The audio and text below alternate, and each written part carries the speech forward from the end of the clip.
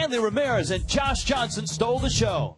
Hanley cuts it off. Hanley has it. Fires. Got him. Good play. Spectacular. Heads up by Hanley Ramirez. JJ. Oh, that's his spot. Unbelievable. JJ. Hanley, left field. Get out of here. Tonight, Freddie and the Fish turned to Rick Vandenhert. This year, the Dutch righty has pitched well in his 2 big league starts. Marlins, Braves, can the Fish stay in tune?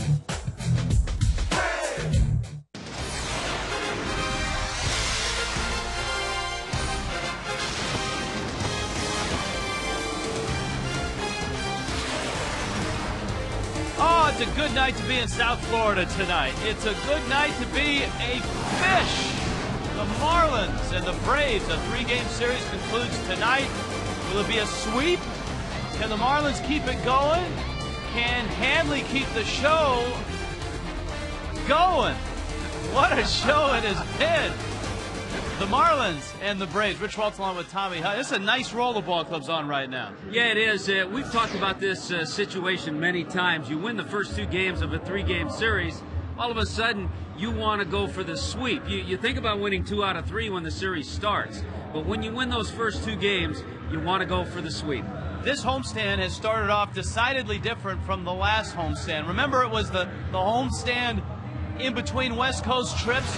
Freddie and the Fish came back facing the Phillies, figuring, all right, here's their opportunity. Well, they got swept. But since then, things have changed. Since that time, and keep in mind, the Philadelphia Phillies are a tremendous ball club, and they've continued to play extremely well after their visit to South Florida. But since that time, the Marlins have played exceptional baseball. You go back to the series in San Diego, certainly the series against the Dodgers, and then the first 2 games here. The Marlins have made just 1 error in their last 7 ball games. They've made only 5 errors in their last 27. Okay, well then let's do some love for the glove, because the Marlins have been outstanding in this series and in this stretch. There's the love for the glove. A little 3-6-3 double play started by Jorge Cantu. Cantu's been a big part of it, so has Hanley Ramirez. Hanley made some terrific plays last night, ranging to his left, going to his right. Oh, yeah, and he tripled and hit a home run as well. I know we're showing love for the glove, but there was some offense, too. Nice 4-6-3 double play. The defense has been terrific, and when you have good defense like that and you're a pitcher, you're going to throw strikes, and you feel good about that. That offense just slipped out of there, didn't it? It just slipped out. Pitching matchup in this one. On paper, it favors the Braves. Rick Vandenhert gets the start for the Fish. Javier Vasquez is the best swing and miss pitcher right now in the National League. Look at that, 150 punch-outs. More than a strikeout an inning. This guy's a veteran pitcher. He knows what he's doing on the mound. There you have it. It's Vasquez, Vandenhert, Fish, Braves. Will it be a sweep? When we get back, Craig goes into the clubhouse. We'll talk about last night. Marlins, Braves. Everybody ready? Here we go.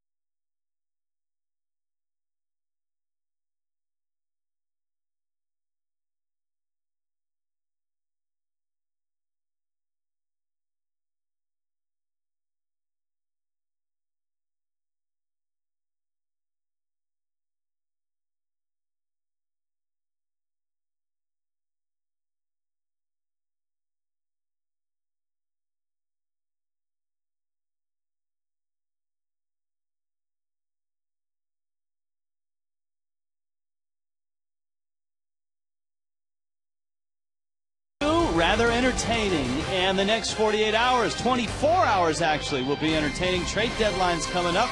To get us underway, here's Craig Minervini. Craig?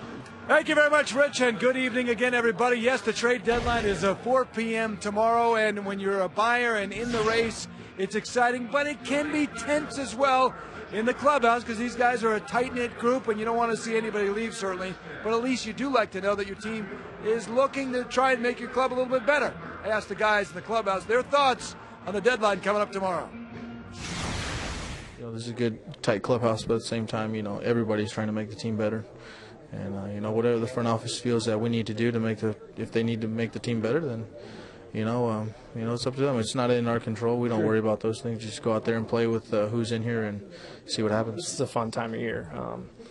For me, at least, I like to hear, see what teams are trying to win and what teams are selling, and so it's whether we make a move or whether we not. I mean, that's not for me to be said, but anything that these guys think that can benefit our team, I think they're going to try to do. So, with that being said, as a player, you can't get caught up in it. You could hear your name in this trade and this one, but you just got to go out there and keep doing your job and let all that stuff that's out of your hands just kind of take care of itself. Definitely gets tense. It's hard to not think about it just because that's all that's talked about on SportsCenter or whatever you look at in the media. And the thing is, the first thing you need to realize, hey, we can win with what we got. But if they do make a move, it's definitely going to be for the to benefit our team. And that's just the way you got to look at it. We get close to the guys in here. You hate to see somebody leave. And but that's just a part of baseball nowadays. But I think right now we just need to go out there and win and not worry about if something's going to happen tonight or tomorrow. And if it does, we'll work with it. But if it doesn't, we'll win with what we got. General Manager Michael Hill told us the other night, hey, who says we're not inquiring about Roy Halladay? We certainly are looking to make the team better, add a piece or two, perhaps. We'll see. SI.com coming out today saying the Marlins are seriously interested in San Diego closer Heath Bell, but many other teams are as well. One report said 10 or 15 teams looking at a guy who has saved 25 out of 26. That report said either Miller or West was the guy the Padres are looking for. Don't know about the Marlins' take on that, but we will know by tomorrow this time. The deadline coming up. But as for the deadline tonight, we have it now. For baseball, it's Game 3 of the series as the Atlanta Braves looking to grab one. Javier Vasquez has pitched well. He's going for his 9th win. Rick Vandenhurst looks to stay sharp in his 3rd. Back for the ball game. Braves Marlins as the Fish go for the sweep. Next.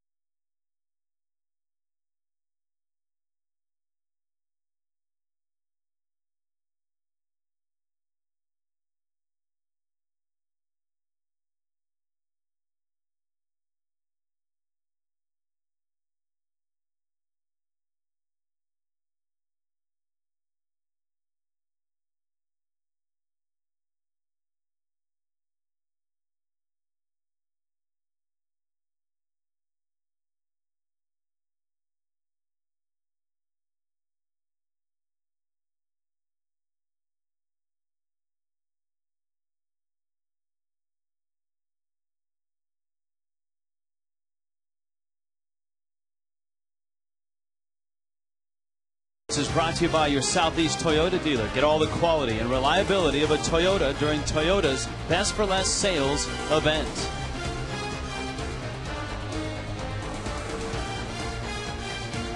Land Shark Stadium, Fish, Braves, ready to roll. The Braves record is dipped to 51-50, and their lineup looks like this. Bobby Cox in a much better mood than when he left this place last night. Nate McLeod is in center. Kelly Johnson gets the start at second base. Chipper Jones is at third. Brian McCann is back in the lineup and the cleanup spot. Garrett Anderson is the hottest hitter in baseball since the All-Star break. And the Marlins have seen that. Yunel Escobar at short, Casey Kotchman at first. There's been a Matt Diaz sighting, and the Diaz, I believe, is in right field, not left. Javier Vasquez is on the mound. Well, there's a good look at the 24-year-old out of the Netherlands, making his third start since his call up on July 20th. His last start, no decision against the Dodgers in Los Angeles. But Rick Vandenhurk in 5 innings gave up just a run on 5 hits and actually left that game with the lead. So he has got himself, I think, more under control in his pitching. Nice rhythm and a very new and improved slider. And this is a real test for him tonight against a ball club that is loaded with lefty bats like this guy, Nate McLeod. Kelly Johnson is in there, and then you got the switch hitter in Chipper Jones. Vandenhurk misses outside with that fastball. And I think interesting, though, Rich, he has had some success against the Atlanta Braves. 5 games against the Braves, and Rick is 2-0 with an ERA a little over 4. Go figure. This is just his 26th big league appearance, and now 6 of them have come against the Atlanta Braves. 1-2. McLeod 2 for 8 in this series. Last night had an infield single. The former Pirate. Ooh. Vandenhurk just missed. Paul Emmels, the home plate umpire. Gary Darling's at first. Jerry Meals is at second base. And Bill Hahn is at third base. Hahn was embroiled in all kinds of stuff last night. Now that is a strike. There's the slider, Tommy, that is a change from Vandenhurk's protocol of last year. Last year was a big curveball. Yeah, it's a little more subtle. It's easier for him to control in the strike zone because it doesn't have as big a break. It's a little harder than the curveball. But that was a good pitch, and it froze McLeod. Kelly Johnson, the deposed second baseman who lost his starting job to Martin Prado, gets the start against the right-hander. Prado, by the way, in batting practice tonight, took a line drive off his foot or ankle while he was out turning double plays and limped off the field. We do not have a report on him. He was not in the starting lineup. He's been one of their hottest bats in July. Absolutely. Certainly that's of concern to the Braves, and Johnson fouls it back. It's 1-2, and it's of concern to Bobby Cox and the Braves. The Braves now at 51-50, a game over. Remember, the Fish and the Braves opened play in this 3-game series with identical records. I'll tell you what, it doesn't get much easier, though, with Kelly Johnson. There's Prado. You talked about him getting struck somewhere on the leg during batting practice and being assisted there by the training team of the Braves. Vandenhurk slider. And Vandy looks sharp. Pair of punch-outs. How about the defense? Boy, it's been a great defense. 7 straight games without an error. Coghlan, Ross, and Hermida in the outfield. Infield's the same. Just 5 errors in their last 27 games. Ronnie Paulino getting the start. There's been a run of right-handed pitching, and Freddie wants to get Ronnie in there, and we'll probably see John Baker all 3 games against the Cubs. All righties, Harden, Zambrano, Dempster. And then that'll swing the other way when the Marlins come up against the Phillies and all their left-handed pitching. That's a good point. Here's Chipper. 4 homers in his last 10 games, and he rolls over on one. Ugla flips on over to first. Rick Vandenhurk. 1-2-3 in the first.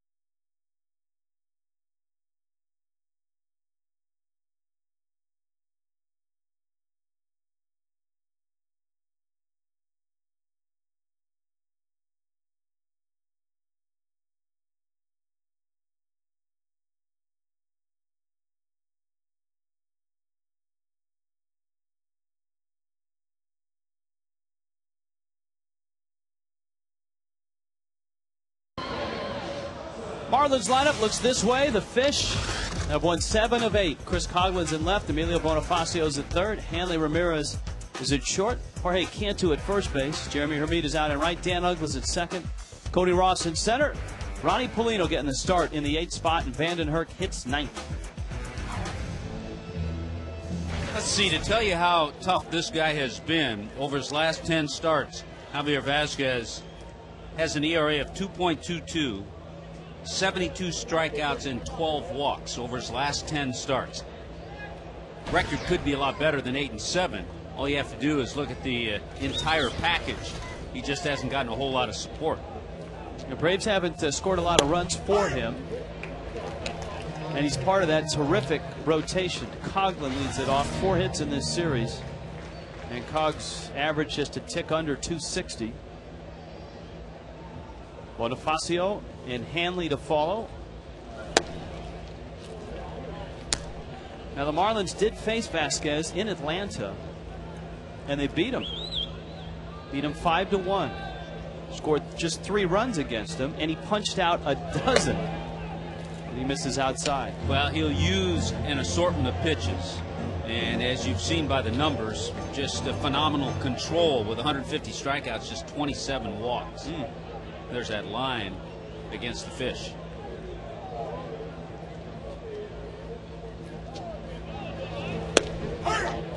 Outside corner. Chris Coughlin has 3 straight 2-hit games, so all of a sudden getting in a nice groove.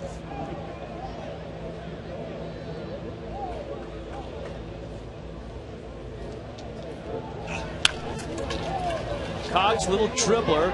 Johnson quickly to first, and there's 1 out. See how the defense sets up for Bobby Cox tonight. There's Matt Diaz, McLeod, and Anderson. Anderson's in left, Diaz is in right. And I know Diaz cannot cover left and right. Jones and Kochman at the corners, Kelly Johnson, the second baseman, and McCann behind the plate. With Anderson and Diaz, not a lot of mobility at the corner outfield spots. Would there be less mobility if Diaz were in both left and right? Yeah, it'd be real tough. Bonifacio fouls it back. And it's 0-1. Bonifacio a couple hits in this series.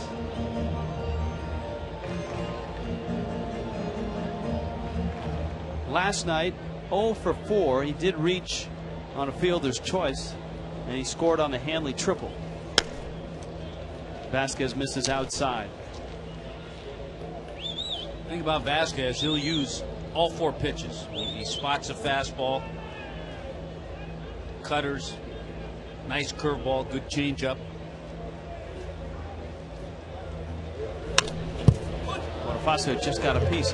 You know, he's the guy that, as you look at his ERA, it's under 3.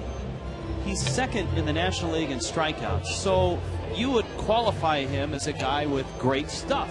You don't strike out 150 without great stuff. But his career numbers, you can see his last 3 outings. Friday at Milwaukee, he gave up 4 runs, got the win. His career numbers, 135 and 136. Yeah, game under 500. Why is that? Why are some pitchers like that? You know, they're good enough to be in rotations, not necessarily always a #1 guy. Certain teams, of course, he was with some of those Expos teams that weren't that great. That's a good point. And that's part of it. He's always gone to the post. 9 straight years, 30 or more starts. In the air, Diaz is there. He makes the catch. 2 down. Proud to say, Tommy, that aerial coverage of tonight's game is provided by Goodyear. New Fuel Max tires help you get there on less gas. Calculate your savings at GoodyearTires.com. Now the guy is up in the blimp. Corky the pilot, Jose, is on camera. All right. Looks nice and calm up there.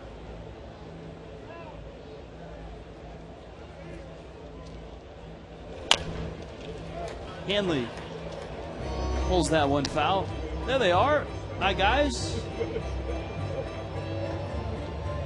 Saw the blimp yesterday at Pompano in the hangar. If the Marlins ever needed to play a game before their new stadium is done, with a roof over their head, just go to the Goodyear hangar in Pompano Beach. Set up an infield. It's huge. Or they could just have the blimp hover above the ballpark. That'd knock down some of the rain. All right, he's hitting 10 straight.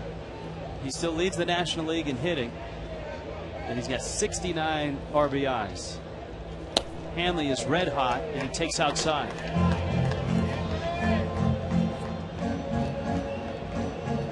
This is game number 102 for the Fish. Marlins trying to keep the momentum rolling because the team that walks in here tomorrow night is blistering hot, and that's the Cubs. All they did is spank Houston 12-3. And they beat them 12-0 yesterday. So, yeah, the Cubs 24 runs the last 2 games.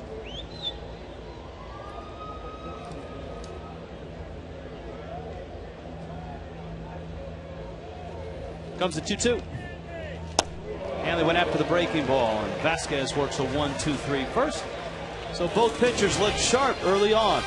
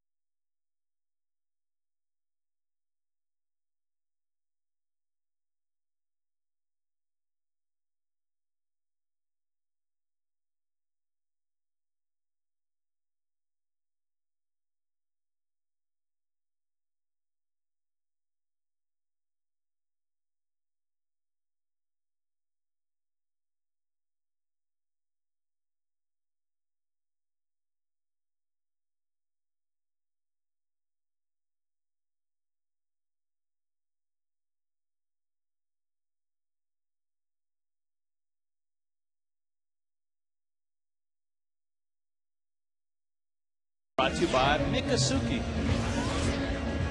85 degrees. Goodyear blimp is overhead, but thankfully, no rain clouds. Rick Vandenhert goes to work on Brian McCann, Garrett Anderson, Yunel Escobar.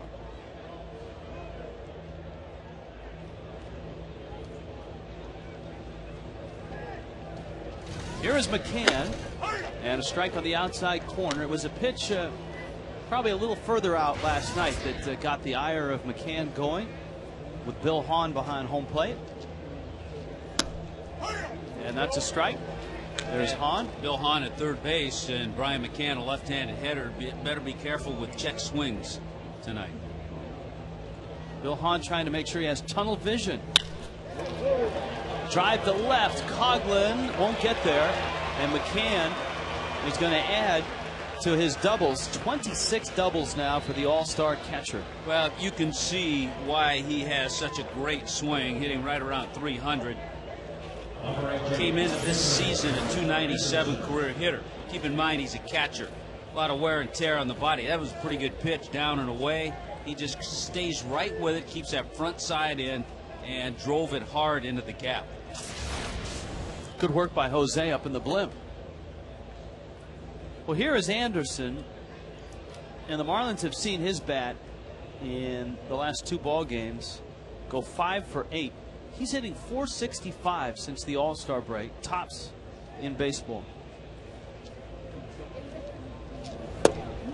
Vandenhert gets a strike. It's 0-1. As well as it seems McCann swings the bat all the time, that's his first hit against the Marlins this season.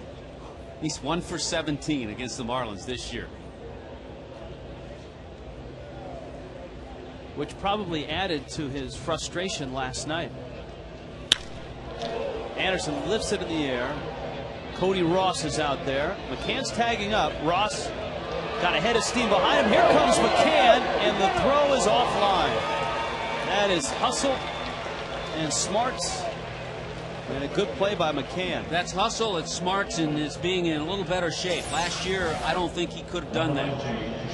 He saw the ball was going to be deep enough. This is a tough play, and even McCann, with just average to below average speed, he chugs over to third, the throw just a little offline, and he's able to get there with one out. That's a big play for the Braves. It's going to bring the Marlins infield in. And Yunel Escobar is up. Bobby Cox probably would pick this guy to hit in this situation the way he's done it this year. Yunel Escobar. With runners in scoring position, Escobar is outstanding. I guess the best way to put, just in watching Rick Vandenhert these last 3 starts, to me, he seems as if he's throwing with more ease and not max effort throwing. Nice and easy out there. As well, it almost seems like with his two-seamer, he's got more movement to it. There's a little more sink, there's a little more run, and the slider makes a big difference. Because it looks like, just in the 3 starts that we've seen, hitters are having trouble identifying the slider from the fastball. They remember a different pitcher, and so that's what they're thinking about. And clearly on that slider, it looked like Escobar did not recognize it right away. All right, infield still up. 1-2 coming. And it hit him.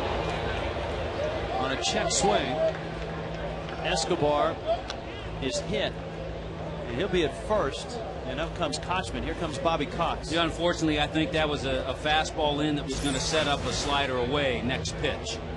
And it just got in a little bit. Not that much. You can see that really Escobar leans, the elbow's there, and it got him pretty good. But I think that was a setup pitch for the next pitch, for the slider away. Well, this is a guy that has been indispensable for Bobby Cox. 58 RBIs, 11 home runs, his average over 300, the best in baseball with runners in scoring position. I don't know that they expected that out of him when the season started, but they saw improvement last year, and they hoped that he would take the next step. He really has taken that next step. Well, remember, too, early in the year when the Marlins saw the Braves, he was hitting up near the top of the lineup. Now he's down in a producing part of the lineup, and that's what he's done. So the Braves get a base runner. The Marlins have an opportunity for a double play. Casey Kochman last night put one in the seats. Got a high fastball from JJ and just snuck it over the wall. See, the middle infield is back. The Marlins defensively last night were outstanding.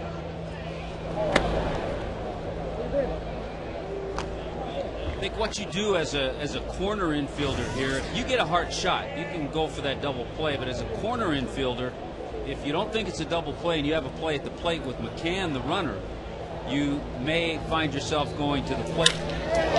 Drive to center, pretty well hit. Back goes Ross, looking up, and it's over his head and off the wall.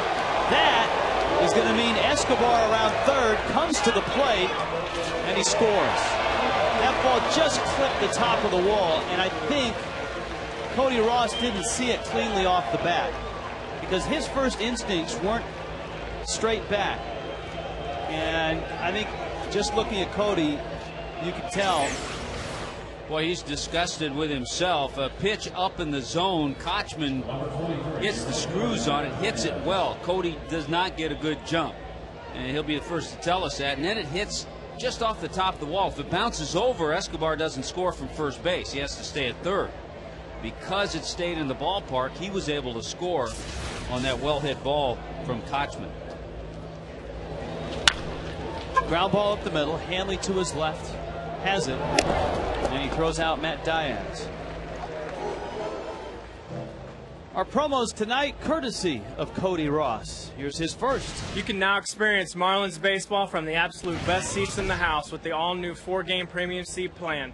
The 4-game premium seat plan is available for a limited time only. Get the VIP access pass you deserve. Call 1-877-MARLINS or visit marlins.com for details. Marlins baseball, it's where you want to be.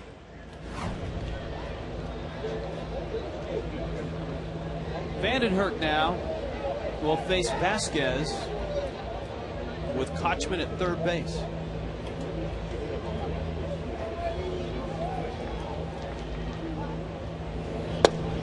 And Rick throws a knee-high strike. Vasquez has driven in a couple. Spent his early years in the National League with the Expos, and then of course had a run with the White Sox in Chicago. 3 years, 06 through 08. Also was a Yankee and a Diamondback. 12th year for Javier Vasquez as a major league pitcher.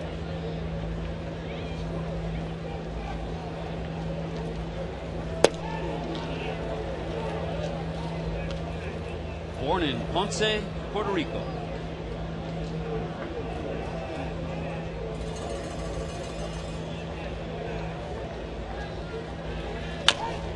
There's the slider.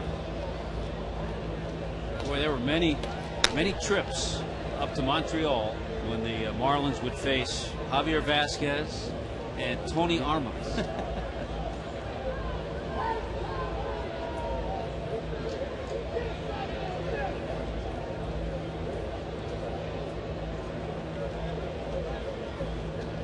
One-two.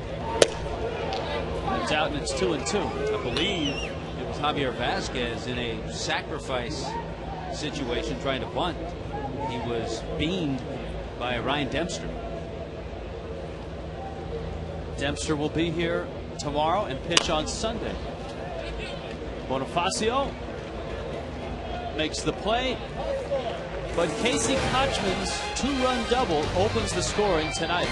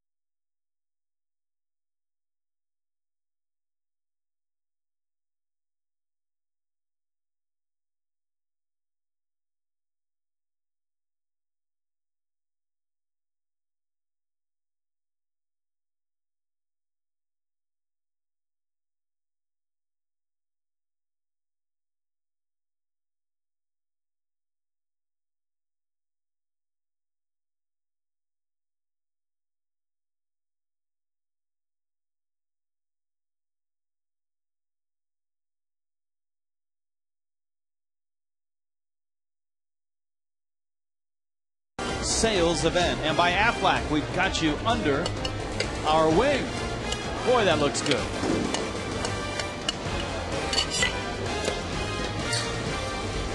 High above Landshark Stadium. The Goodyear Blimp is with us on a night where the Braves have scored first. Diori Hernandez is at short, and so the injury to Escobar is enough to knock him out of the ball game. And remember, we showed you early in the night, before the game even started, Martin Prado got hit by a line drive during batting practice, their regular second baseman. So for the Braves, precautionary to get Escobar out of there, and obviously that thing tightened up, swelling, and they want to make sure they get it x-rays, and I'm sure the Braves hope he's fine. Vasquez bends one up there to Cantu. Cantu, Hermida, Ugla in the second. Vasquez has a couple of runs to play with. He hasn't needed much lately. He's won his last 3 starts. In his last 6 starts, he's 4-1 with an ERA of 1.99.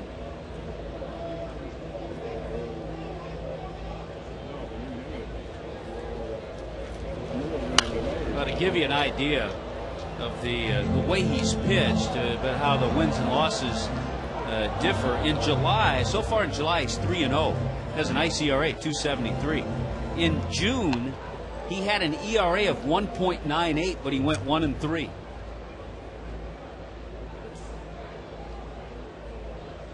And that certainly has been an issue for the Braves most of the season. Lack of power, lack of pop, great rotation.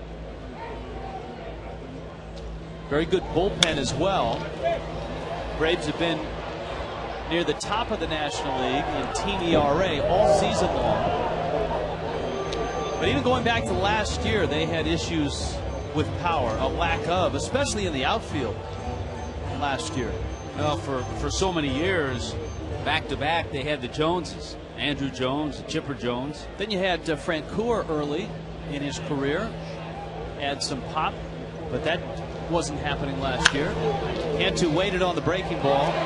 Chipper puts a fork in it and fires over to first. Nice play by a veteran third baseman. Yeah, and why you know he's a veteran, he doesn't panic because he knows he has time with Jorge Cantu, the runner.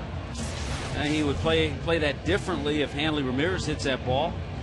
But he knew he had time, he didn't panic, and he kept it in front of him. Here is Jeremy Hermida, who has a 6-game hitting streak, a singular hit in 6 consecutive games. McCann wants it in. You should know Hermida, those two growing up in the same area. Suburban Atlanta. Played on some youth teams together, along with Francoeur and Matt Capps.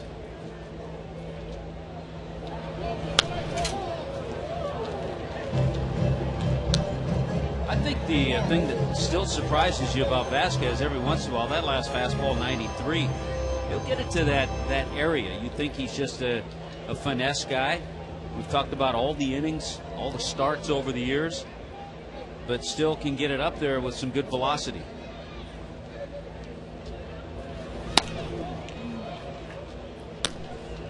Let's check the scouting report on Javier Vasquez. He'll vary the arm slot, so sometimes to righties. Good rotation on the curve, but is he worth $11.5 million? That's my question to you, Rich.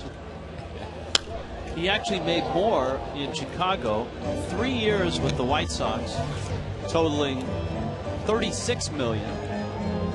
And he was 38 and 36. But there's a value in baseball today, much more so than any other time in baseball, on guys that will get you 200 innings and get you 32, 33 starts. And as you pointed out, Vasquez is a guy that has been able to do that throughout his career.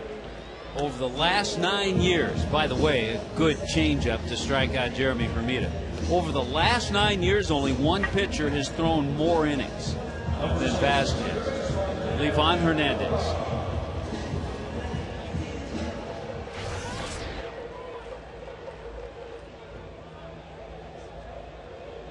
Here's Ugla. Couple hits in the series, including a mammoth home run.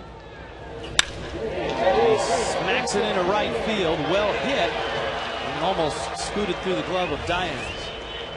So a loud out from Ugla. All 6 set down by Vasquez.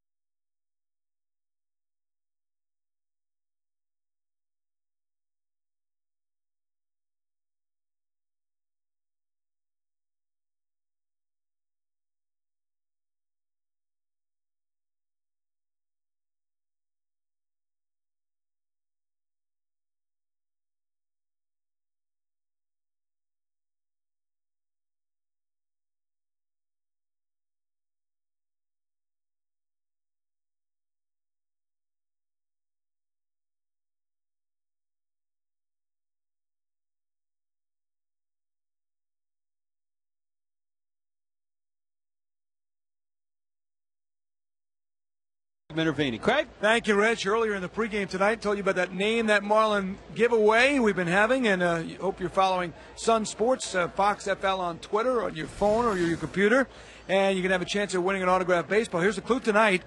Last August, this Marlin pitcher set a franchise record for strikeouts in a month with 51. Marlins pitcher, franchise record for strikeouts in a month with 51. August 2008. Tweet us who you think it is. The first to tweet us the correct answer wins a ball autographed by that player. Good luck, Rich. Craig, is there any way to measure how many people are tweeting at the same time or on Twitter? That's a good question. I'm not sure. I'm not a Twitter. I'm new at this myself. Multiple tweeting. I am tweeting now. Is it tweeting? Yes. Yes. The actual See, we've verb? learned that over the last few weeks. We used to think it was twittering. We'll try to find out an answer. I know one thing. People have been getting in very quickly with their answers. We'll have the results later in the show. All right, good stuff. As Nate McLouth goes down swinging. There's a possible tweeter. Craig has a tweet right there. Yeah, Rick Vandenherk has struck out McLouth twice. Rick tonight, first pitch strikes is 9 out of 10, so he has control. He's got a little out of whack in the second inning, couple of hard hit balls, a hit batter. Another first pitch strike.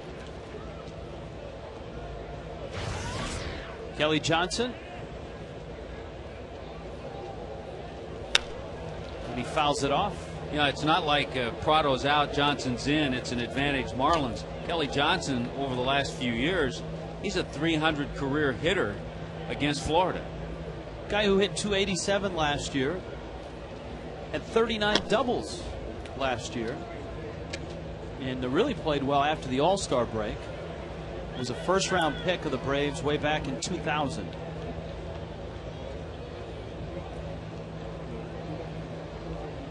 One-two coming.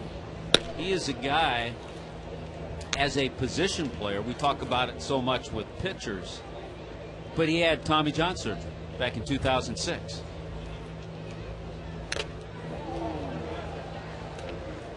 He then went, in the process of the rehab, he had the Tommy John surgery, and he made the transition from the outfield to second base. Yeah, from left field to second.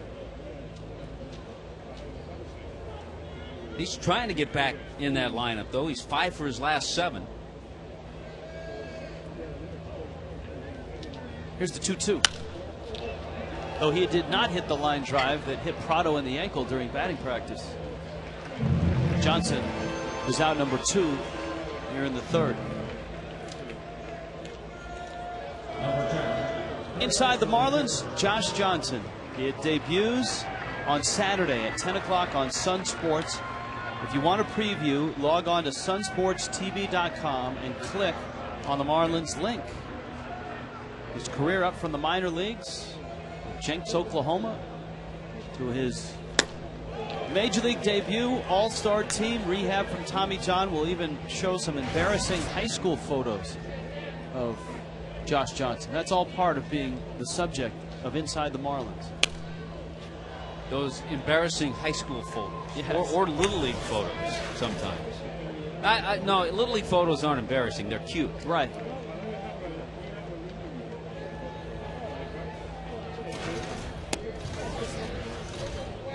That's one of the first things that Frank Fort does when he profiles a player or a manager or a front office person. He calls that family and says, hey, do you have any embarrassing high school photos that we can run? Do you? Well, you do, I'm sure. Here it is. There he is on the left. You can tell he's the guy 6'7". What's he wearing there? What is that? Looks like drapes from the Holiday Inn. Down goes Chipper. He went around. Make that the Red Roof Inn.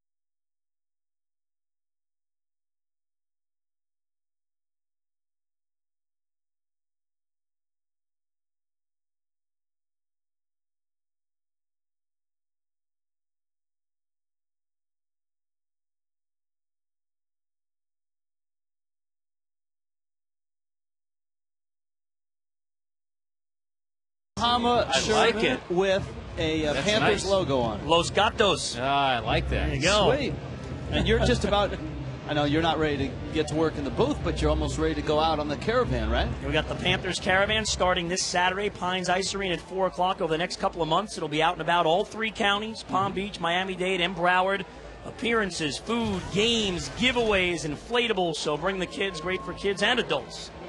Cody Ross takes a breaking ball up. The food part I like. And this is a little early for you getting out and doing some things with caravans. It really is. Usually I'm still holed up as we are in late July. But it's going to be a lot of fun and very optimistic about the season. Looking forward to hockey. We're about 10 weeks away from the Devils coming to town October 10th. First exhibition game is? Mid-September, and they'll be out on the road. There'll be one at home September 23rd. The Dallas Stars will be here in town. So there's one home preseason game. They start the season over in Finland. First weekend of October. I heard that the other day. I just heard that the other day. Are you going? No, they don't let me in Finland. Oh. I'm not allowed in Finland. You know, we've got some issues. Yep. Helsinki. Now, Amsterdam, you're in. Yeah, no doubt. Finland, oh, yeah. no. Sweden, okay. Sweden, I'm all right. They love me in Stockholm. We may have, with Rick Vandenberg on the mound tonight, we may have some viewers from over there. Yes, the Holland Hammer.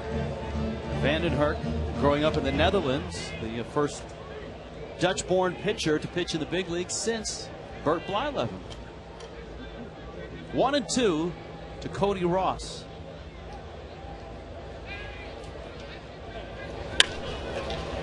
Little tapper, chipper on over to first. All right, Goldie, we're going to run some hockey highlights here. Tommy and I would be feeble trying to narrate any of this stuff. Oh, I love this. There's Nathan Horton. There you go.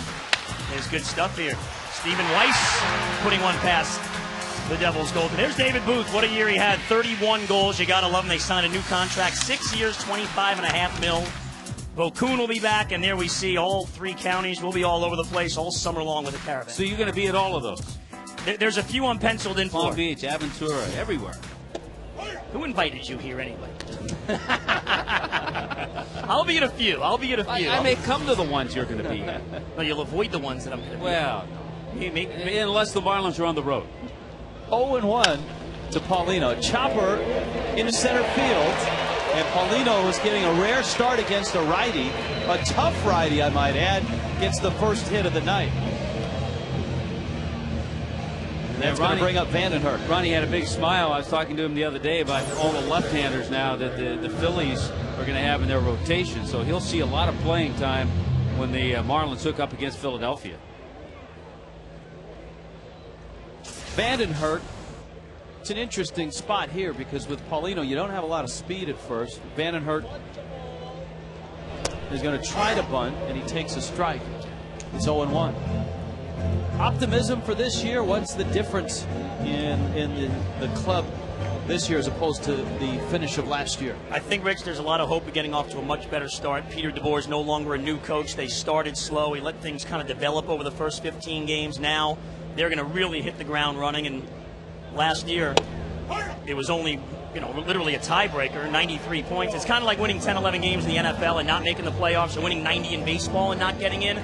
That's what we did last year. So I'm really optimistic, and guys like Booth and Frolik and Weiss, I think these guys are going to continue to improve and get better. So looking forward to it. Were there any significant changes within the division at all? Nothing drastic. No, Washington will still be real good with that Ovechkin guy who's unbelievable. And then you look at Carolina, they're always pretty good. So, the Panthers will be battling right in there with everybody else, probably for one of those, 6th, 7th, 8th, maybe up to 5th in those playoff spots. All right, here's a little bit of Goldie's work from last year. Zherdev on Vokoun. The Rangers, Zherdev moves in to the backhand. Thomas Vokoun knocks it away with the glove. The winning continues for the Florida Panthers. 12-3-3 in 2009. It's kind of like a walk-off win in baseball, isn't it? It kind of is. I'm thinking about using walk-off goal or skate-off goal. I don't know if it's going to work, though. Just don't say ball game. I don't think that would work in hockey. Can you stick around for another half inning? I can do that. All right, well, stick around. Vasquez makes quick work of the Fish in the 3rd.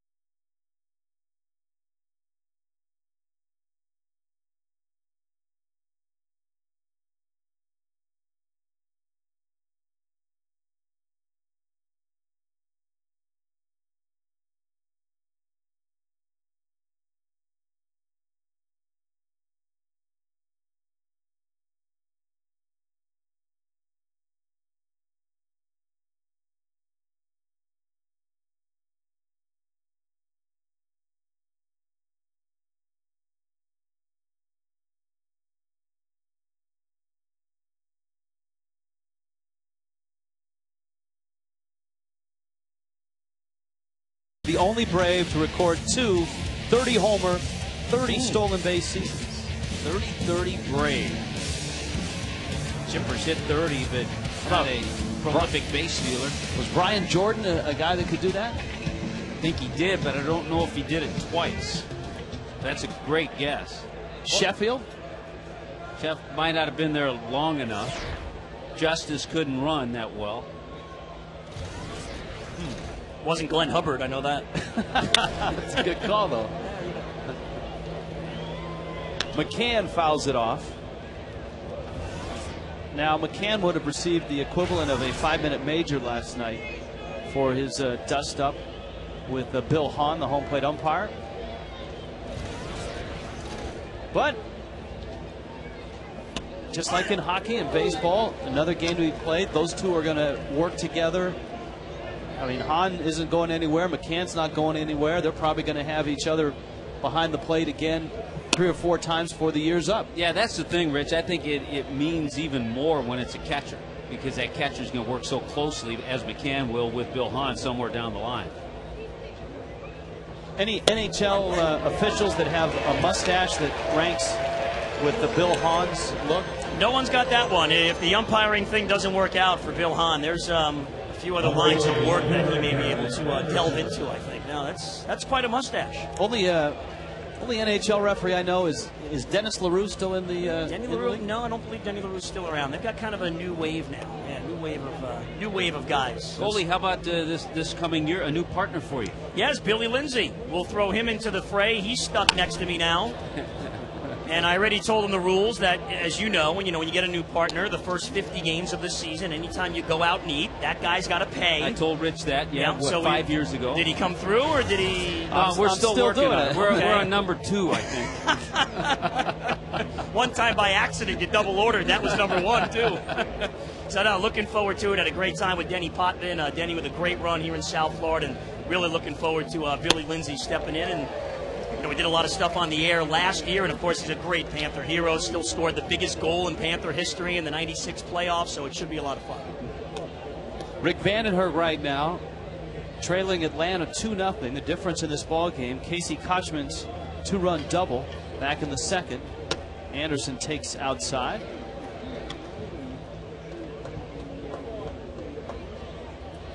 Well, both pitchers, a lot of early strikes around the strike zone, mixing it up. And Vandy going upstairs a couple of times to get Garrett Anderson to chase a couple of fastballs out of the zone. I think they found maybe a little weakness in the hottest hitter in the National League since the All-Star break. Good live fastball.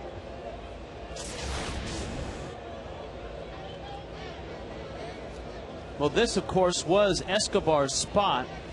Escobar hit by a fastball almost like that one that Diori Hernandez just stepped out of the way of. Hernandez getting his first taste in the big leagues. Kind of the utility infielder role. That's the role that Escobar had a couple seasons ago.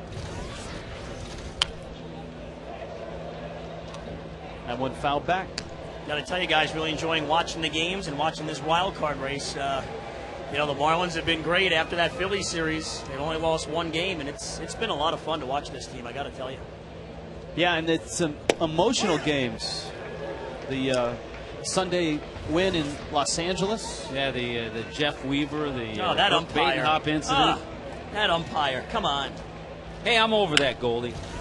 Figured I could bait him a little bit, he's Rich. trying to bait I'm me trying, too. Yeah. Well, it's easy, actually. I got a few. Reel him in. During the break, I'll give you a few topics that are certain hot-button topics with Tommy. Just mention them and just, point him in that direction and let him go. Foul back to the screen, 1-2. No, and it's a month of August that's filled with just about every cast of characters that's in the wild card race is either coming here through South Florida or the Marlins will see them on the road. Into center. Ross going back. has it and makes the catch. Steve Goldstein, thanks for stopping by. Always good to see you guys. Always good to see you. We'll see you on the Caravan, and then we'll see you. Opening night is October 10th. New Jersey is in town. Thanks.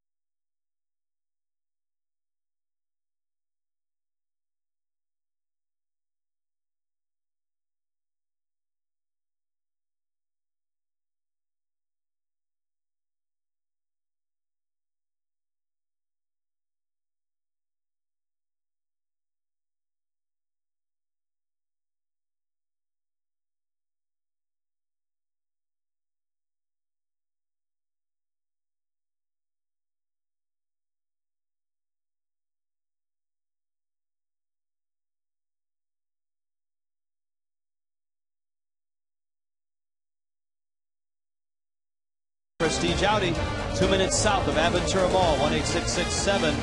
My Audi today. From the Goodyear blimp to the moon.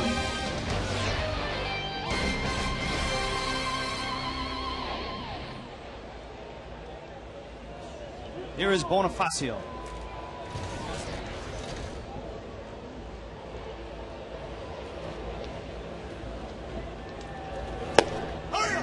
And a knee-high strike from Javier Vasquez. A Ronnie Paulino single is all that the Marlins have to show for their night's work. Vasquez, 153 strikeouts now, second in the National League. He's really used his changeup well and effectively tonight.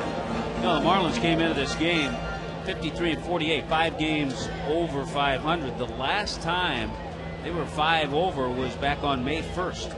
They were 14-9.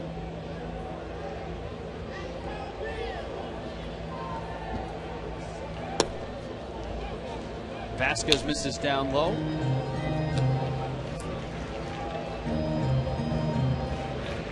A couple relievers getting traded in the past 8 hours. The Dodgers getting George Sherrill from the Orioles. The Cubs getting John Grabo from the Pirates, along with Tom Gorzolani. So we'll see those guys this weekend with the Cubs coming to town. Well, the last Pirate left in Pittsburgh. Please turn out the lights. That's incredible. I mean, they have. I mean, if that happened in South Florida, Major League Baseball would want the Marlins to get out of town, and it would be everywhere. But all of a sudden, it's almost acceptable for the Pittsburgh Pirates, who haven't had a winning season since 1992, to get rid of all of their players. As we told you last night, I mean, the trick is when you do that is you've got to get a Hanley Ramirez in return. You've got to get a Ricky Nolasco back. Don't see that. As the Marlins did with the Juan Pierre. And I don't think we see that in what they've gotten in return so far. I think the highest ceiling guy they have received is in the Jack Wilson trade, or excuse me, in the Freddie Sanchez trade. One of the young pitchers from the Giants. I'm wondering if the Willie Stargell and Roberto Clemente statues are safe. Bonifacio swings and misses.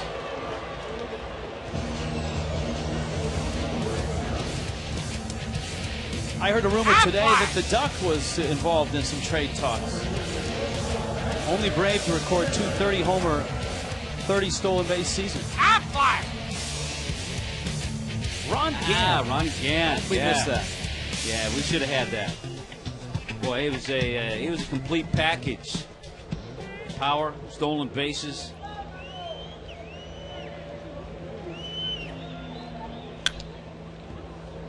I believe does some TV work now for the Atlanta Braves AAA affiliate. And occasionally will pop in on the pregame shows. And occasionally with the big league club, yeah. We see him once in a while in Atlanta.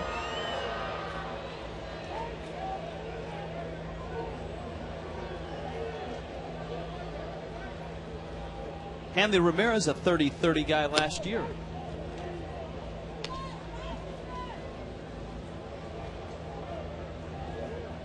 One ball, one strike.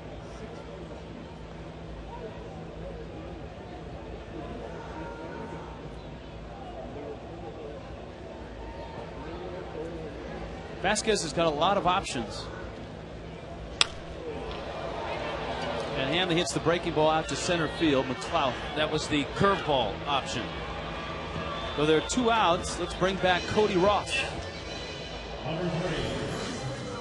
You want to be here for Super Saturday on August 1st. It's disco night with the Village People live in concert following a fireworks spectacular.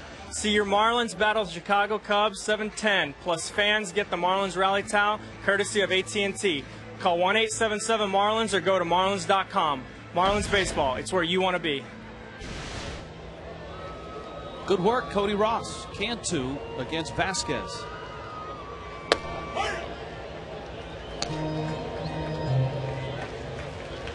The Cubs in that trade sent right-handers Kevin Hart,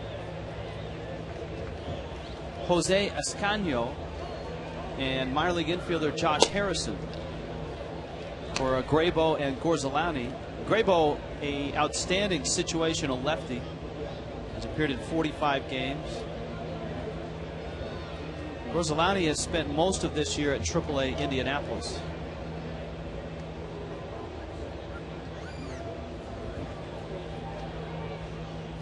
So that rotation, remember when we came through Pittsburgh last year, how promising the Pirates rotation looked with Ian Snell and Gorzolani. Well, Snell's gone to Seattle. Gorzolani's gone now. You know, another guy out of there we forget to mention, Sean Burnett, is out of the bullpen. He's with Washington now. Kevin Hart was the winning pitcher today for the Cubs. Went 6 innings, gave up 6 hits and 3 runs. Chipper across the diamond. Boy, Vasquez looks smooth in this one. 2-0 Braves.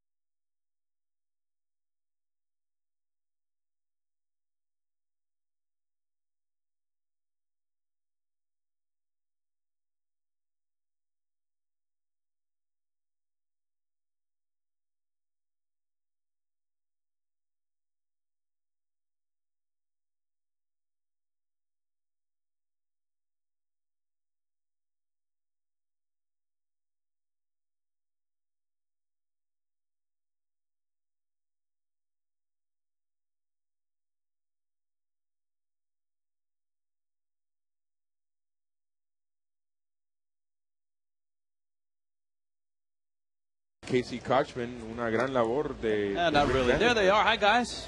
What's up, Rich? Tommy, What's up, Richie, how are you? Well, I tell you, we're admiring the job that Javier Vasquez is doing. He's really mixing it up, and Rick Vandenhert's throwing the ball well. Both of them have done a great job, and Javier Vasquez, I was the first one to give him a starting job when he was in Puerto Rico, and I was managing the Ponce Leones. He was just a 17, 18-year-old kid, and I gave him the first chance to pitch and win a ball starting that game. And I'm sure that when he signed that big contract, Cookie, he remembered that and turned around and bought you a nice. I get a box of cigars every month, from him. So, nice. That's not too bad. Linda jugada ahí de Cantú a Vandenhert. Vandenhert over, and he gets an out. Hey, one more thing, Cookie. We've been talking the last couple of days, too, and I know you always appreciate good defense. We've been talking about the defense Jorge Cantu's played. Well, I think that not only Jorge Cantú, I think he's doing great at first base, and that's actually his position. He should have been playing a long time ago. But I got to say about Ramirez at shortstop has really become the shortstop that we talked about for many times, but we never saw that before. Now he's really going well to his right, to his left, coming in and charging balls in and making great throws to first base. And he's the type of player right now that he demonstrates the ability that this man has in a club. And I think he should be considered this year, along with Johnson, both with a Cy Young Award winning and maybe an MVP in Ramirez. Well, no doubt he'll get consideration. Yeah. Both those guys will get consideration in both of those categories. All right, guys, have a good show tonight. All right, guys, you too. Matt Diaz at the plate. Diaz is 0 for 1. Trying to think which hitter Diaz reminds me of when he leans back like that. Kind of Aaron Rowand-like at the plate. He kind of reminds me of batting stance guy. Stop it. Oh. 0-2 pitch. Swing and a miss. Batting stance guy. Here comes Vasquez. Aaron Rowan leans back, but then he has that real wide, almost looks like he's sitting on a chair stance. The Jeff Bagwell type stance. Rick Vandenhert with 7 strikeouts. He's 1 away from his career high. A couple of years ago, he had 8, and guess who it was against? The Atlanta Braves. His last start against the Dodgers, he went just 5 innings. But a lot of that was because in the early innings, the Dodgers fouled off a ton of pitches. Remember that at-bat Ethier had? Yeah, it wasn't like Vandenhert was scattershot wild. He was throwing strikes.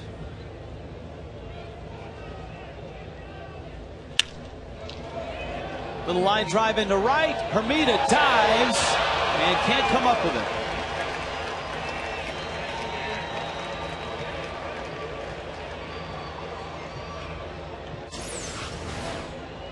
Little sinking liner. It looked like Hermida got there. He did, but as he rolled over, the ball came out of the glove.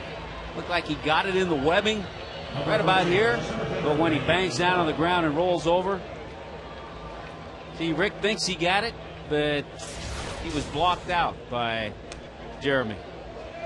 Good effort by Hermida. Here comes McLouth now.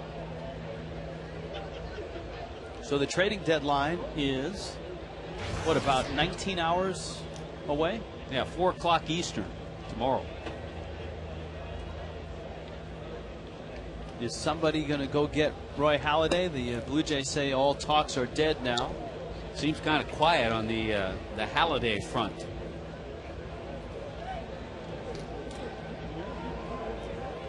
What about a Jared Washburn? Wouldn't cost as much. Will Adrian Gonzalez be moved from San Diego? A lot of talks about Adrian Gonzalez. A lot of talks about their closer Heath Bell. The Marlins have been heard in some of those talks. Yes, they have.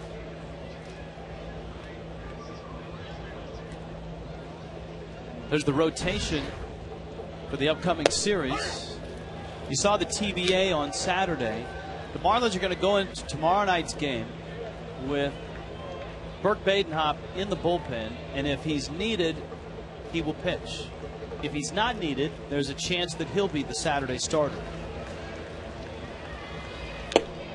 It's foul south, swings and misses. Vandenherk has punched out 8 Braves, but Atlanta has a lead here, a 2-0 lead.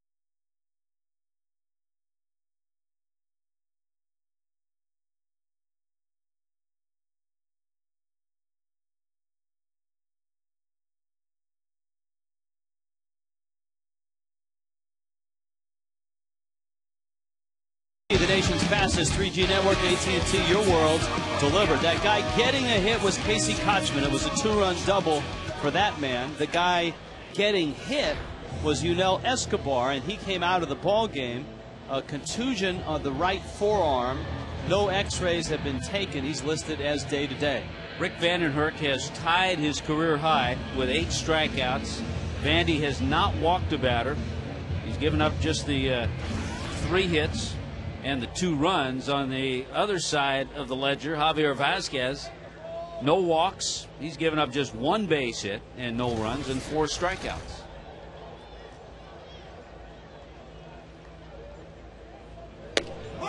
Breaking ball, a strike. This copyright telecast presented by authority of the Florida Marlins may not be reproduced or retransmitted in any form.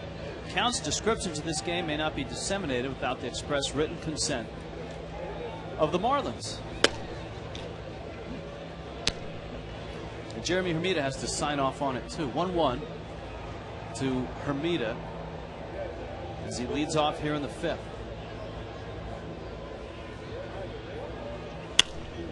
That one fouled off. You know who's playing really well right now and is a bit of a surprise? The New York Mets. Yes, they are. Well, they have 5 straight wins now. They won the first game of that day-night doubleheader. They beat Colorado 7-0 behind Johan Santana. And they're shutting out the Rockies in the 4th inning of the 2nd game. That's a fair ball, and it sneaks down the line. And Hermida has himself a double. Chipper Jones reacted like he felt that was going to be a foul ball. Yeah, it was really funny watching him. I was waiting for him to dive, and then the way he reacted, I know he's playing off the line, but it looks like right there he could have maybe made a dive for it, and he just kind of gives up on it. It's our checkers double of the game. It's a little squibber, but Jeremy Hermida will take it, and the Marlins, for the first time tonight off Vasquez, get a man in scoring position. Look at the look of Bill Hahn. He's right on that call. Well, Bill doesn't want any questions or arguments tonight. Ugla. Let's see if the Marlins can construct an inning here and get on the board. Vasquez bends one up there to Ugla. Dan went to right field and hit a seed that Diaz caught. That finished off the 2nd inning. Marlins would take that right now. Anything hit to the right side with nobody out. And Hermida at 2nd.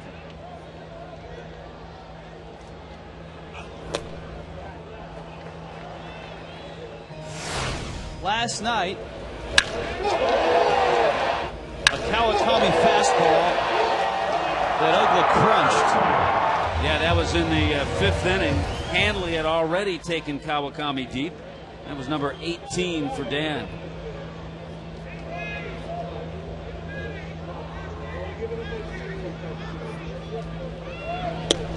I think you get in a situation here where you want to at least get the one run. You want to get yourself in this game, get a run off Vasquez any way you can, especially after the leadoff double. This has been a situation that over this year has given the Marlins trouble. They get that leadoff double, get in certain parts of their lineup where they're not able to manufacture that run.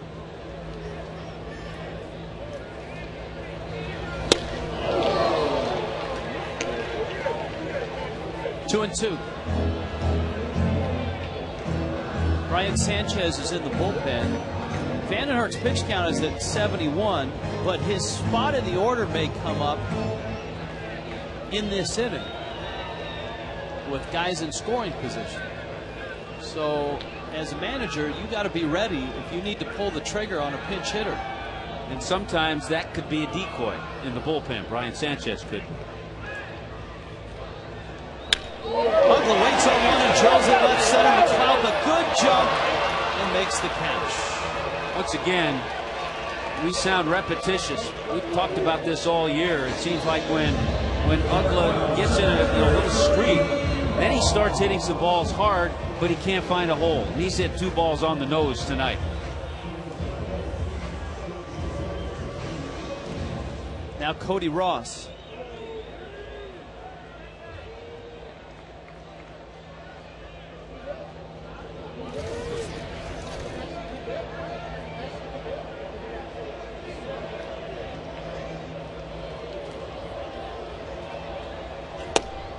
Fastball from Vasquez. It's really, as a hitter, got to be difficult in facing a guy like Vasquez who can throw 4 pitches, quality pitches for strikes, because you can't, guess one pitch or, say, okay, I'm going to sit on the fastball, and if I get the slider, I'm going to go into right field with it. Or he's not getting his curveball over. I'll just spit on that, wait for the heater, but he's getting them all over. We haven't even mentioned the Phillies finally lost last night in Arizona. Diamondbacks beat them 4-0. They're in San Francisco. The Phillies are tonight.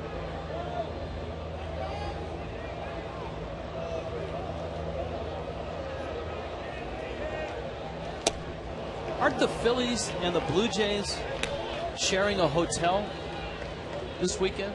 Yeah, because the Blue Jays are in Oakland. They start a series against Oakland tomorrow. And the Phillies playing the Giants. So that would have been perfect if Halladay had been dealt from the Blue Jays to the Phillies. Yeah. They'd be in the same hotel. It would have been an easy transition. Yeah. You just have to move up a floor. Here's the 0-2.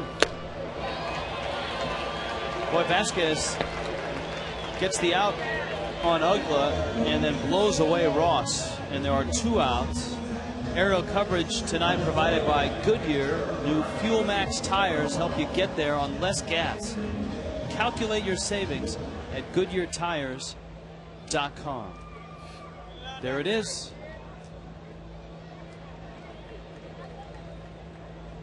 Corky and Jose. Corky is driving. Jose is operating the camera. Although I wonder if Jose has asked Corky if he could take her around the block once or twice.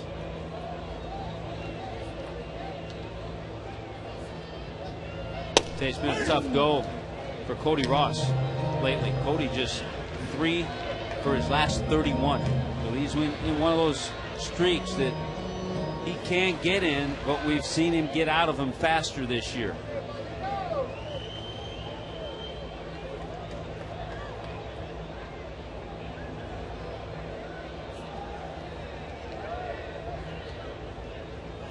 And that's why, with all the rumors swirling around, I still hold true.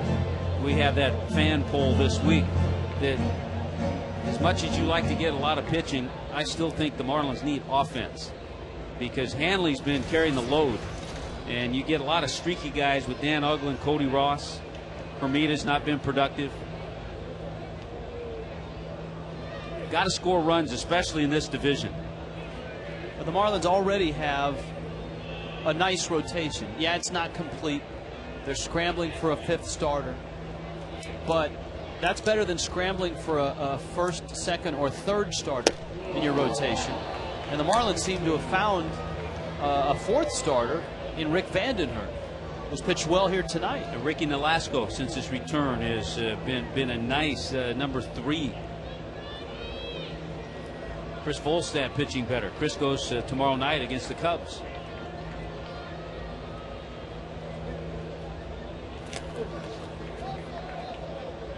Paulino's in one of those spots with first base open and 2 outs.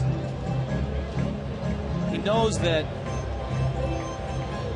you got Vandenhert on deck, and Sanchez is up in the bullpen. Remember, Tommy said that might be a decoy. Maybe that forces Vasquez to go after Paulino here. Would the Marlins pull a trigger on a pinch hitter?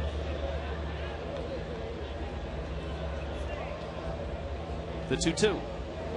Paulino lines it into right field, base hit. Hermita around 3rd. Runner coming home. Throw by Diaz is up the line. McCann's throw is in time to get Paulino. And the Marlins do get that run across.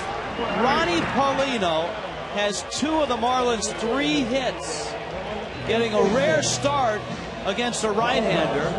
Oh, and one of the best right-handers, one of the toughest right-handers in the National League East, in Javier Vasquez.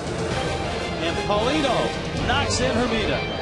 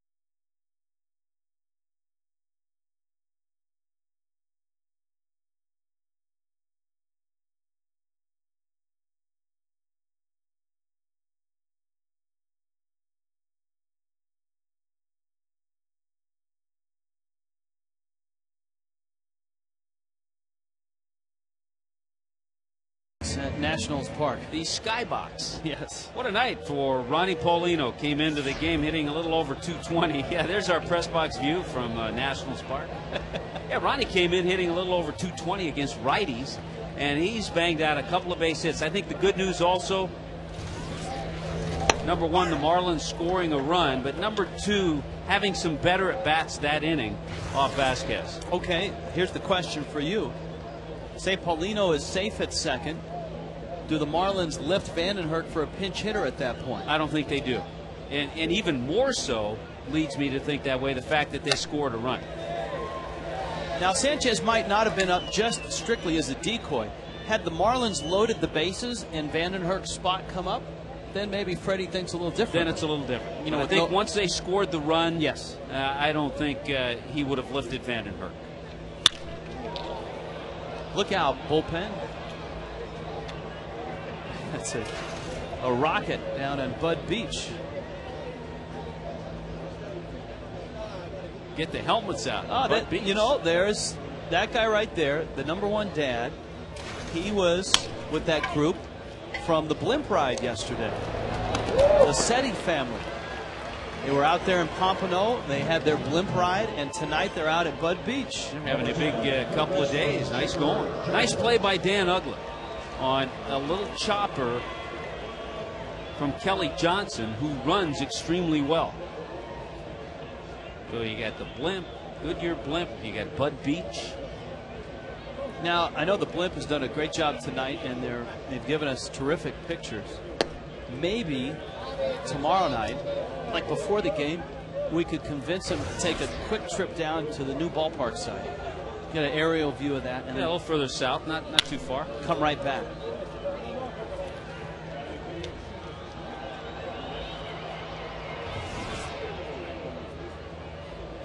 Or they could go like to South Beach. Be some good shots too. Take us there. We could call the game from the blimp. I don't know if the cord on the camera extends that far. We might have to get another extension cord. 1-2 to Chipper. Rick Vandenherk, in his 5 1/3 innings, has punched out 8 Atlanta Braves.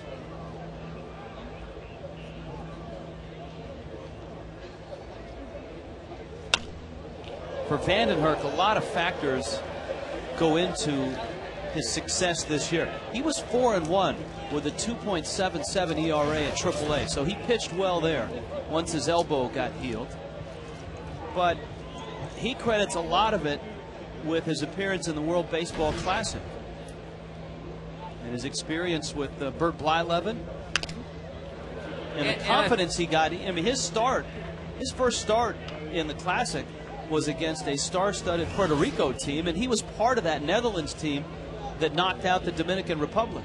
Yeah, and I think the experience of pitching in games of that magnitude. He's changing speeds, taking a little off, the breaking ball, the slider. That's the other thing he's done. He's not just out there throwing hard and trying to snap off the big Holland hammer all the time.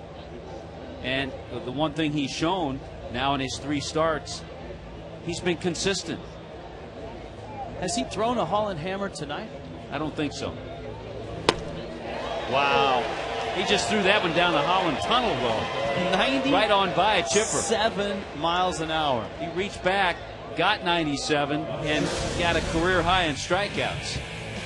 Let's check out the evening. Watch all the pitches in the zone. Good slider there. Another slider. Chipper committed. Movement on that fastball. Went upstairs to get Garrett Anderson. Slider for Diaz. And a heat past Chipper Jones. Now McCann trying to cross up the Marlins shift. Career high now for Vandenherk. And it's something about the Braves. You noted his numbers against the Braves in his career. This is his 6th appearance against the Braves. There's the shift from the blimp.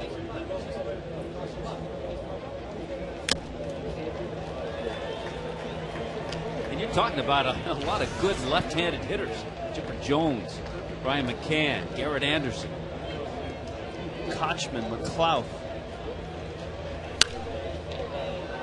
Well, what a nice rhythm he's in tonight. Of the 3 games, this is the best game that he's pitched since returning.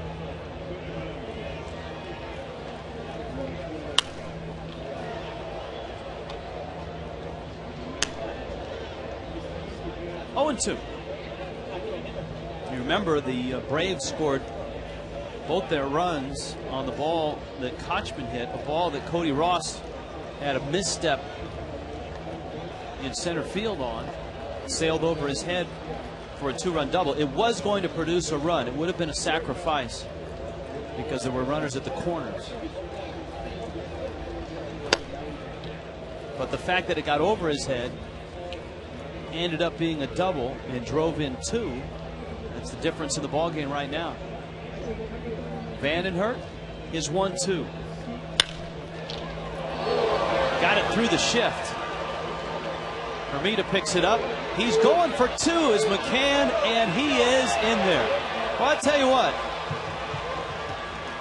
Brian McCann twice tonight has stretched the limits of the Marlins defense, and both times he's come up a winner. Well, knowing there were two out, Brian McCann's a smart player. So he knows he's going to try to get into scoring position with two out.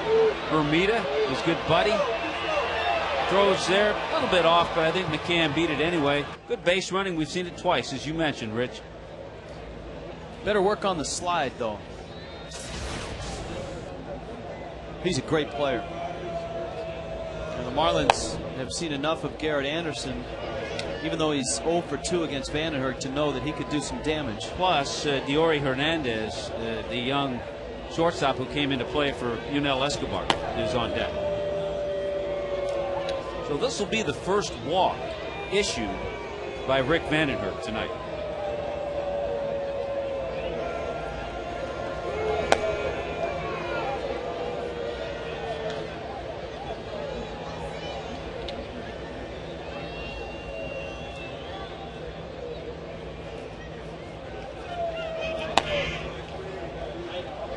Anderson's aboard. Here comes Hernandez.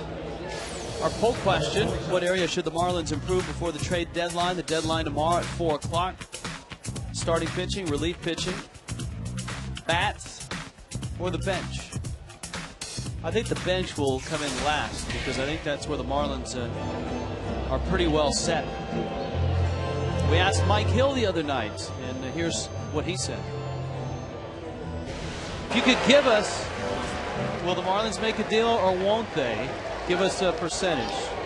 50-50. How about that? Mike Hill diplomatically not giving away any state secrets. Well, it's the nature of GMs around baseball. They just aren't going to divulge a whole lot. They don't want to tip their hand. There he is. He's got the laptop going. You know, he's got the BlackBerry in one hand and the charger plugged in. Make sure the battery's fresh.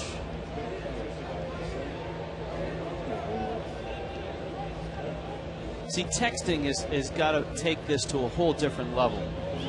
You got to think.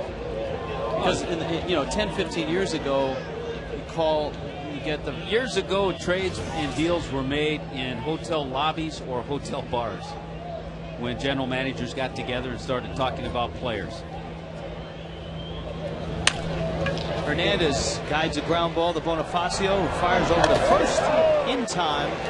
And Vandenberg gets through the sixth. 2-1 Braves.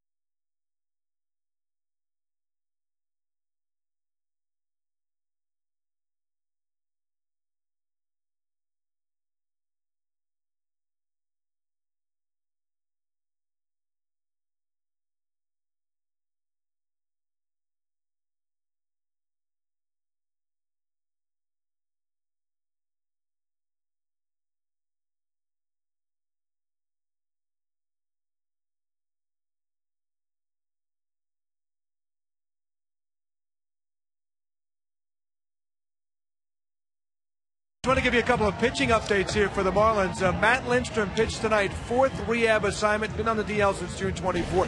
He allowed a double and a 2-run homer. This is the first time he went back-to-back. Normally the Marlins aren't looking at stats as much in a situation like this as they are how he feels. And if he feels well, I do believe Lindstrom will rejoin the team this weekend when the Marlins play the Cubs, maybe as soon as Saturday. Also, take a look at Anibal Sanchez today. This is good news, a little side session here for Anibal. He threw about 15 minutes, and Freddie Gonzalez told us it went very well. Now, up next for Anibal is a start for Jupiter in the Florida State League on Sunday, 60 pitches. And then Freddie told us probably another 3 starts, which includes that before you might see him. So you're roughly talking probably 2 to 3 weeks would be maybe on the early side for Anibal, but that's good news. That means maybe mid-August. We'll update that in a couple of starts from now. But good news, returning players for the Marlins concerning their pitchers. Guys?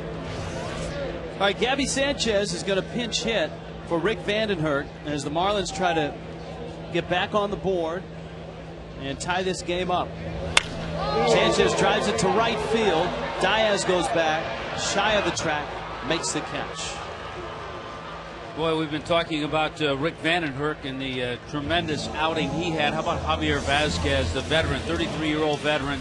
He has been on his game. There's a good breaking ball, outer part of the plate. He's had the changeup going, struck out Jeremy Hermida with that. Good high fastball to get Bonifacio. Another fastball there to get Cody Ross. No walks for Vazquez, and he's given up just 3 hits and the 1 run. I wanted to bring up a point about Gabby Sanchez in that situation because we talk about it a lot with Wes Helms and Ross Gload. A couple of veteran guys who have a routine. Gabby has a routine of playing every day. So you can't expect a young player to have that pinch hitting routine. So that's why sometimes it's difficult. And it's rare that you find a young player that's good at pinch hitting.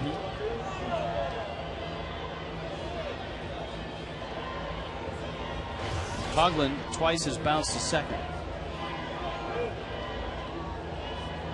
Not only have the Marlins had trouble scoring against Vazquez, they haven't been able to get his pitch count up. He's only at 72 here in the 6th. Oh yeah, he's nice and comfortable right now. How about the Marlins? There's a terrific changeup. And you mentioned it a couple of innings ago. He has all of his pitches working. All right, let's hear from Cody Ross. Eat and drink all you want for one low price with the Marlins all-you-can-eat seats. Get your fill of hot dogs, peanuts, nachos, sodas, and more from the comfort of club seats. The next all-you-can-eat night is tomorrow, July 31st, when your Marlins battle the Cubs. Call 305-626-SAVE. Today, Marlins baseball, it's where you want to be. Good finish. You know, the Marlins starters in this series, Ricky Nolasco, Josh Johnson, and Rick Vandenhert, each in their outings, Ricky 7 innings, 1 walked. JJ last night, 6 innings, 1 walked. And Rick Vandenhert, an intentional walk tonight. So they've thrown strikes, and they've got good defense played behind them. 0-2 the count on Bonifacio. Kiko Calero in the bullpen. Bonifacio went down swinging in the 4th. If you're Vazquez, and I'm sure the scouting report reflects this, you can strike Bonifacio out without throwing a strike. That's just tried to get him to chase that breaking ball out of the zone. He struck him out in the 4th inning with a high fastball. I wouldn't be surprised if he comes back with that high fastball here. But he has many in his arsenal. So he went 0-2, and he's bounced a couple.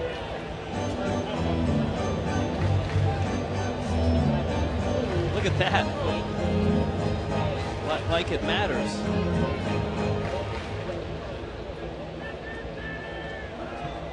This will be his 78th pitch. How is this guy 8-7?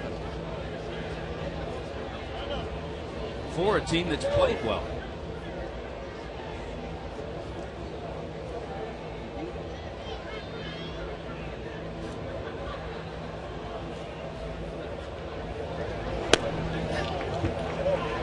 hasn't thrown him a strike.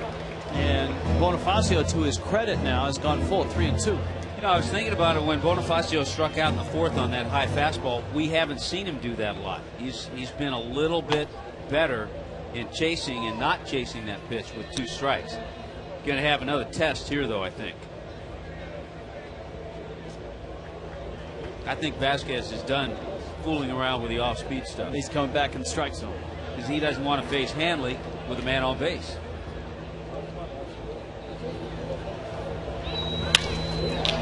Tapped out to short. Hernandez makes the play. And the Marlins down 1-2-3 in the 6th. Going to the 7th, 2-1.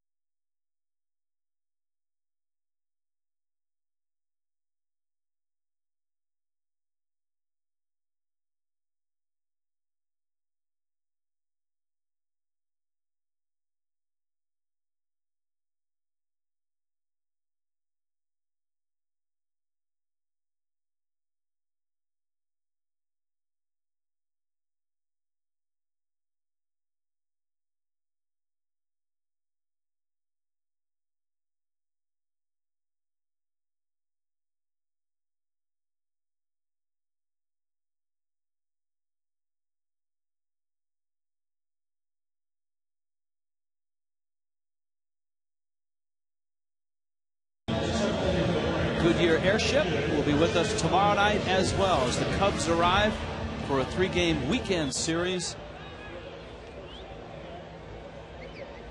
Tonight, too much Javier Vasquez. Rick Vandenhurst pitched very well. 6 innings. Vandenhurst gives up the 2 runs. And a career high 9 strikeouts for Vandy. It's Calero now who enters the ball game in the 7th. Well, you see that ERA of Kiko Calero's at 1.72. In Marlins history, they've only had 3 relievers finish the year with ERAs under 2. Armando Benitez, Brian Harvey, and Lee Gardner. Gardy had a 194 in 2007.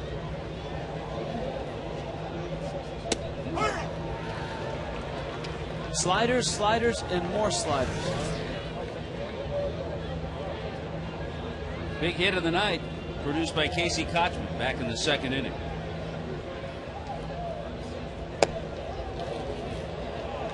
Calero misses, and it's 2 balls and 2 strikes.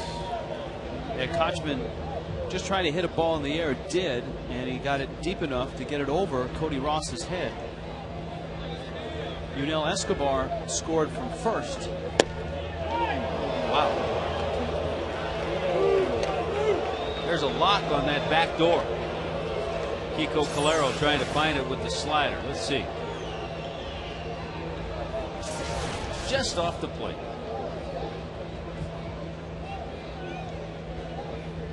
Three-2.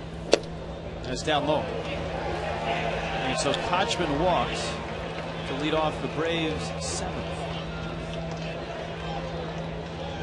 Everything you know about fantasy football is about to change. Introducing the all-new Fox Fantasy Football with more customizable features and new ways to play. Log on to foxsports.com on MSN and join the next generation of fantasy football.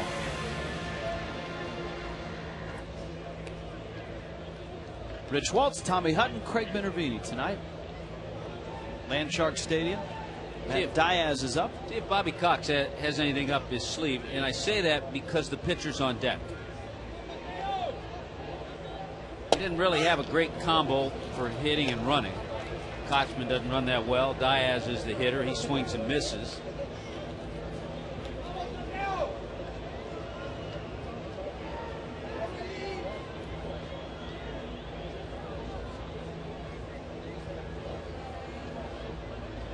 A 1 coming. And a strike. Coming into this game, Matt Diaz, a .410 lifetime average, 7 home runs in his 38 games facing the Marlins. But they've held him in check tonight. Those numbers heavily padded by his first year with the Braves, in which he was up over 500 all year against the Fish. Fouls that one back just in case he pulls one into the Braves dugout. Bobby's got the catcher's glove still. I always forget to ask him. I did. Why a catcher's glove? I can understand the glove. You know, what did he say about the glove? I didn't ask him specifically about the catcher's glove, Yeah. but he said, especially in this ballpark, balls come shooting in there pretty quick, and he wants to be ready. It's a strike. He was leaning out for a slider. Matt Diaz is a great guess hitter, and he's seen all the sliders that Kiko Calero throws. Starting to lean a little bit, going to get the slider, and he got the fastball right down the middle. Good pitch by Kiko. And a good call by Ronnie Paulino. That was even a strike from the blimp. Great audio from the blimp as well. The thing I love about Bobby Cox, he's always available. He's in his office, or he'll come out. He comes out early a lot and just sits on the bench. Yeah, that's in Major League Baseball, you don't see too many managers that just saunter out and sit on the bench and will talk to anybody that comes up and sits next to them. He'll even talk to us, Rich. And that's going the extra mile. Vasquez trying to bunt. A lot of managers come out and have big hordes of riders and have almost a scheduled meet and greet with the media. Obviously, the manager's in New York. By the way, that's a different catcher's mitt than he had last night. Last night he had the dark colored mitt. He's trying to change his luck. Trying to break in a new one.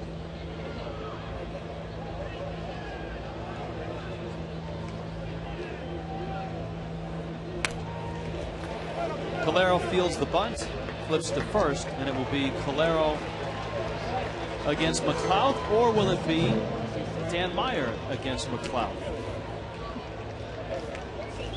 We have talked so often about Kiko Calero's numbers against lefties. Left-handers hitting 159, righties 173. And that's been the impressive thing about Calero. And Mark Wiley told us this in spring training, and it's been true. His sliders are so good, and he throws them from such different arm angles that he can get lefties out as well as righties. And one of the reasons why is because you don't see a lot of that as a lefty. You don't see a lot of that type of slider from a right-hander as a left-handed hitter. Yeah, because a lot of times that pitch has a hit me sign on it for a left-handed hitter. McLeod, he's just looking for anything from somebody other than Rick Vandenhert. Yes, because he was 0 for 3 with 3 of Vandy's 9 strikeouts.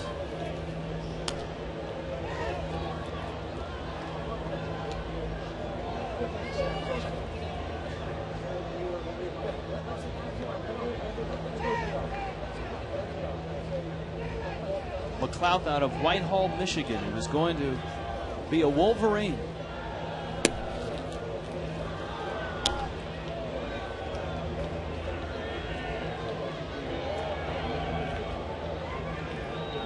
Pirates drafted him in the 25th round just on the chance that maybe he'd want to sign. They offered him enough money and he signed.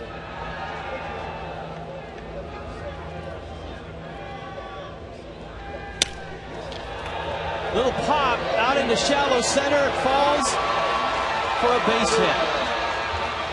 And the Braves have that very important third run. Stretch their lead back to 2. And a leadoff walk bites Kiko Calero. Well, and leadoff walk late in the game seems to come back and hurt you, but he makes a good pitch. Very good pitch to McLeod. He's jammed, just drops it between 3 players out there, and that, with 2 out, allows Kochman to score it easily. How about the 2 hits that McLeod has in these last 2 ball games? Remember last night, Josh Johnson broke his bat in 2, and he hit a swinging bunt that rolled down the third baseline and stopped rolling right between home plate and third base. And by the way, well, one thing, keep your eye on McLeod. He's 15 out of 16 in stolen bases, but he's been with the Braves 44, 45 games. He got out of Pittsburgh early. What do you think he thinks of everything that's happened in Pittsburgh?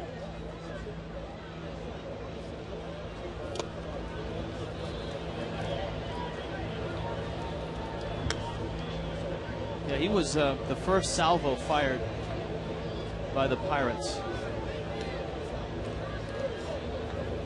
And many have followed.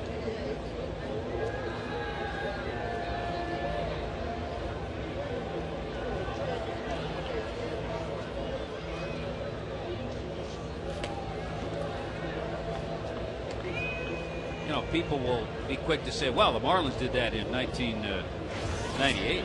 Oh, and they did it. But you know what? They won a World Series in 97. Right. I mean, the Pirates have nothing to show for what they've done. And people will jump on the Marlins for doing it again in 06. And there's that constant refrain of, well, boy, the Marlins are pretty good this year, but they're just going to trade everybody anyways. I think Oakland is starting to catch a little flack for that as well. You know, the A's have kind of gone through that cycle a couple of times, and they're not winning games right now. That's the difference with the Marlins. The Marlins do that and then end up winning games. And what do you think, John Russell and his coaching staff? Yeah, what they think? A guy like Perry Hill. Perry Hill has to work with a whole new set of infielders. Gone is Jack Wilson. Gone is Freddie Sanchez. Gone is Adam LaRoche. Do you think the new guys know the 6 Fs? They'll learn it quickly.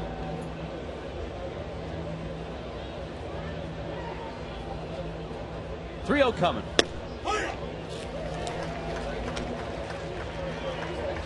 It's 3-1. Dan Jennings, Larry Beinfest, Michael Hill. It's not a battle, but it's an interesting mix when you get the developmental group with the big league group.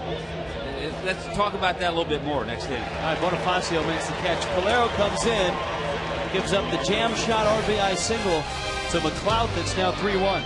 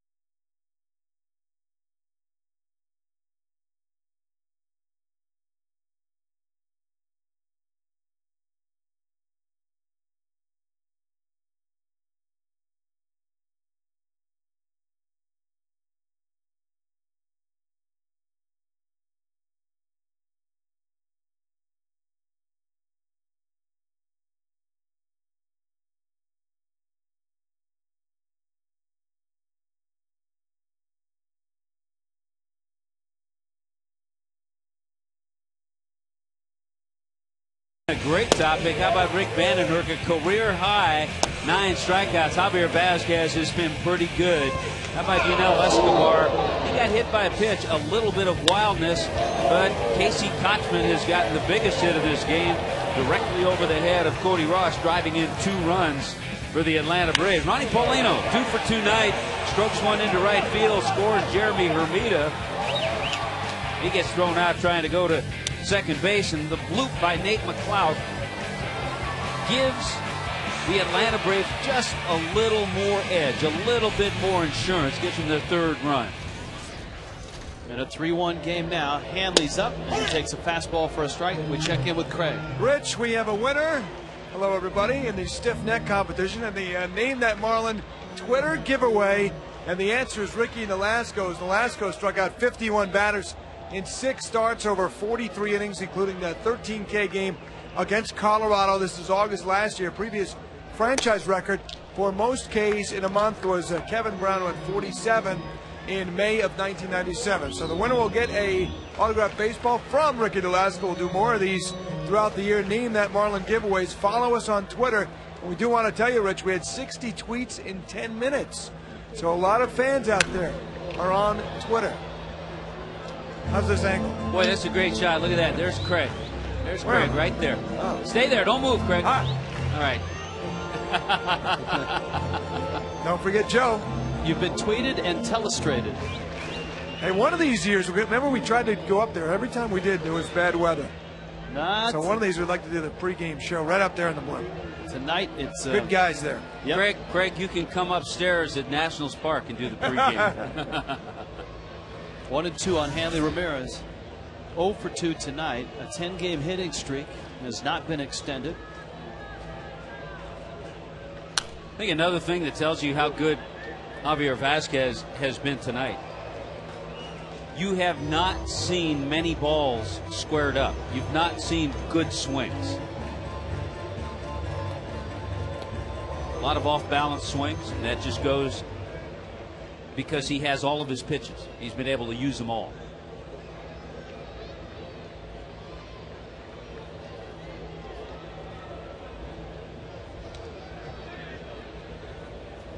One, two. Probably, Rich, the 2 best swings tonight. Dan Uggla, and he's lined out twice. Yeah, he lined out into the right center gap and into the left center gap.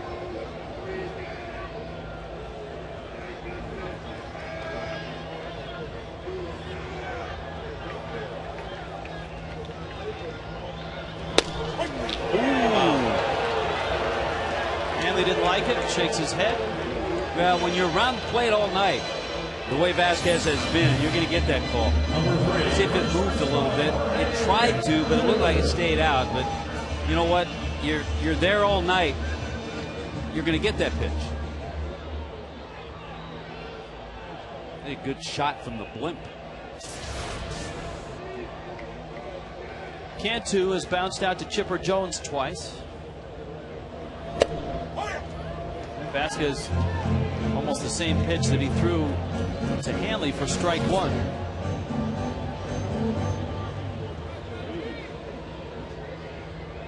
Mets and Rockies are 1-1 in the 7th in the 2nd game of the doubleheader. Johan Santana and the Mets shut out the Rockies in the 1st game. Just shows you in this game it can change in a hurry. Marlins were swept by the Phillies, then go out west and get on this terrific roll. Remember how hot the Dodgers were when the Marlins pulled in for Chavez Ravine? Marlins win 2 of 3. They had not, at that point in time, had a 3-game losing streak. No other team in baseball had done that. Every other team had had at least 2. At least 2. And now they've lost 4 straight. And they're tied right now with the Cardinals 1-1 in the 3rd. And the Cardinals took them to 15 innings. What a wild game. Yeah, that was. That was.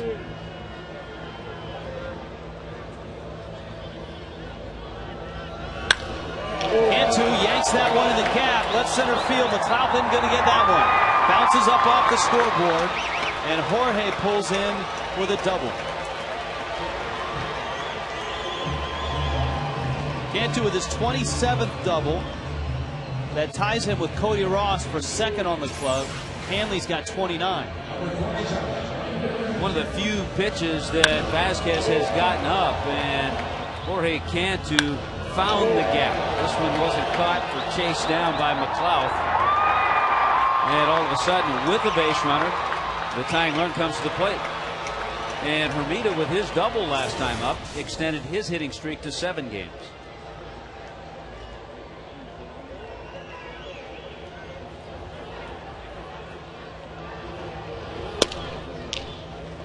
So a chance to make up that run that the Braves got in the top of the inning. Bottom 7 here. Vandenhurst was outstanding. Vasquez a little bit better.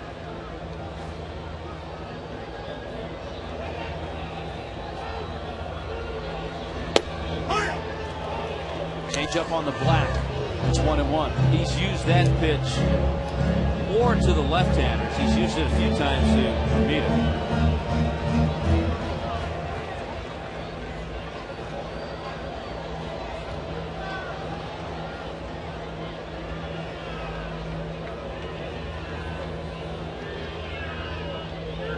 You know, we talked about earlier that the last 9 years, only Livan Hernandez has thrown more innings than Vasquez.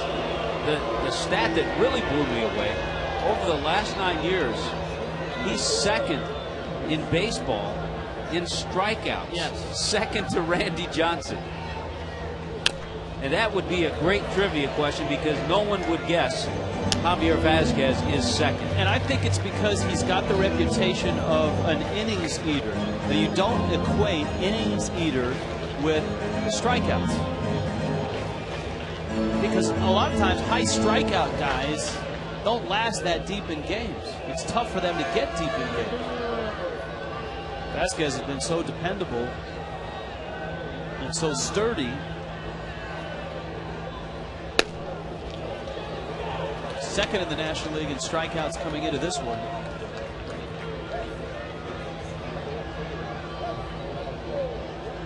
Cantu's at second with 1 out. And that, by the way, is how big that run is for the Braves that they got in the top of the 7th to give them the 3-1 lead. Tim Lincecum is the National League leader, 183 strikeouts. Vasquez is now at 157. But a little over 140 innings. So just a tad more to strike out an inning. So Jeremy's got a 3-2 count with a runner in scoring position. And Uggla's on deck. And as Tommy pointed out, Uggla's probably had the best swings of the night against Vasquez. And he's 0 for 2 with 2 line drive outs.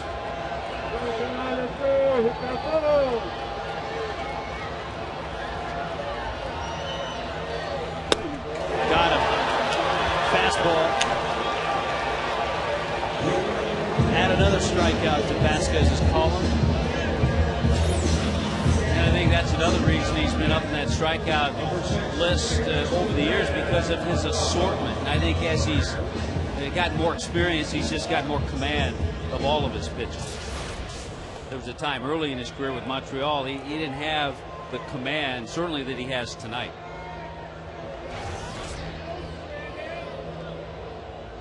Two lineouts for Uggla.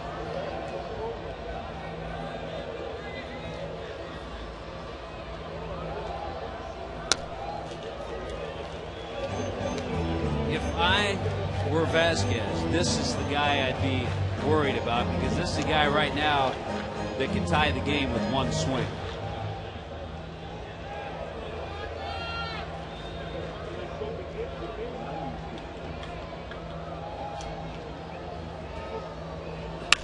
Uggla. Oh, no! You gotta be kidding me. Such has been the year of Dan Uggla. He just can't believe it.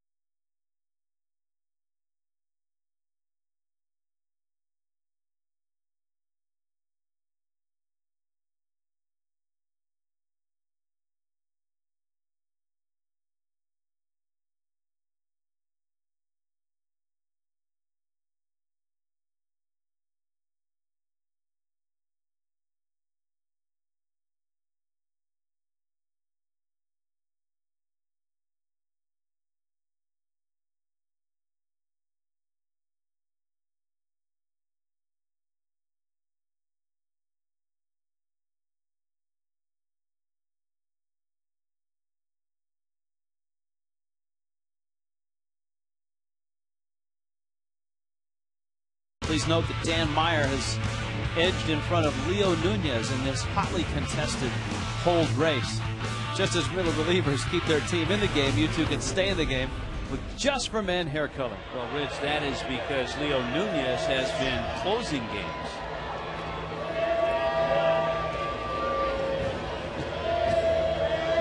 Are you trying to force hold banter here? Is that what you're trying? No, not really. If it gets to that, slap me.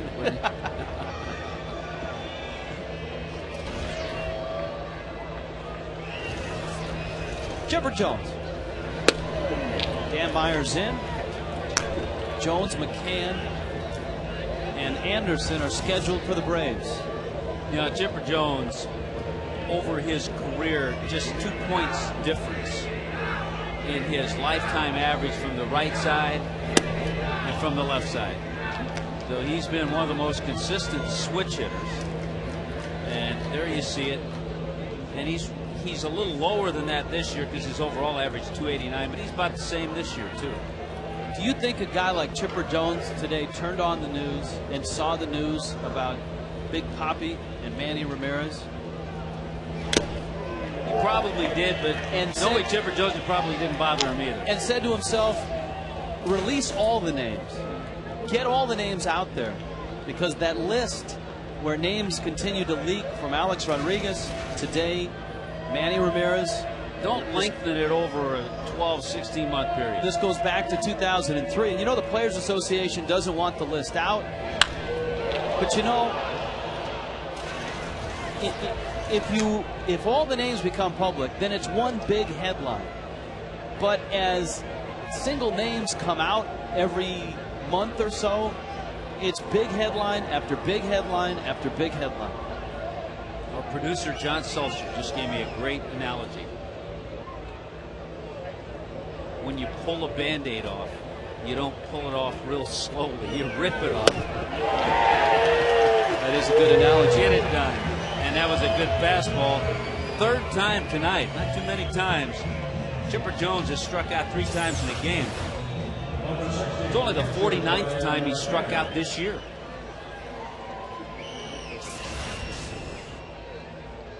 And here is McCann. And you know what? We don't know if Chipper Jones is on that list or not, and that's the problem. Yeah, I think I would be very vociferous if I knew I was not on that list, and if I knew I played clean, I'd want that list out.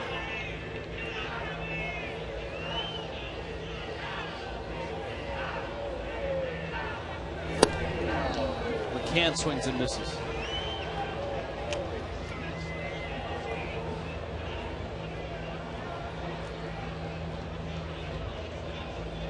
Couple doubles for McCann. 27 on the season.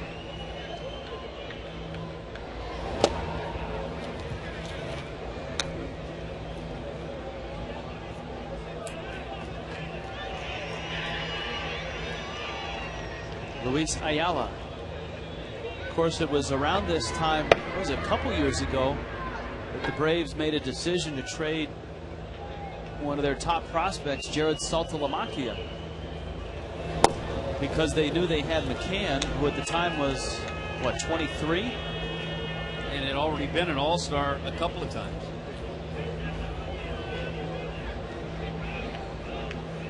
Saltalamacchia out of West Palm Beach, a Texas Ranger.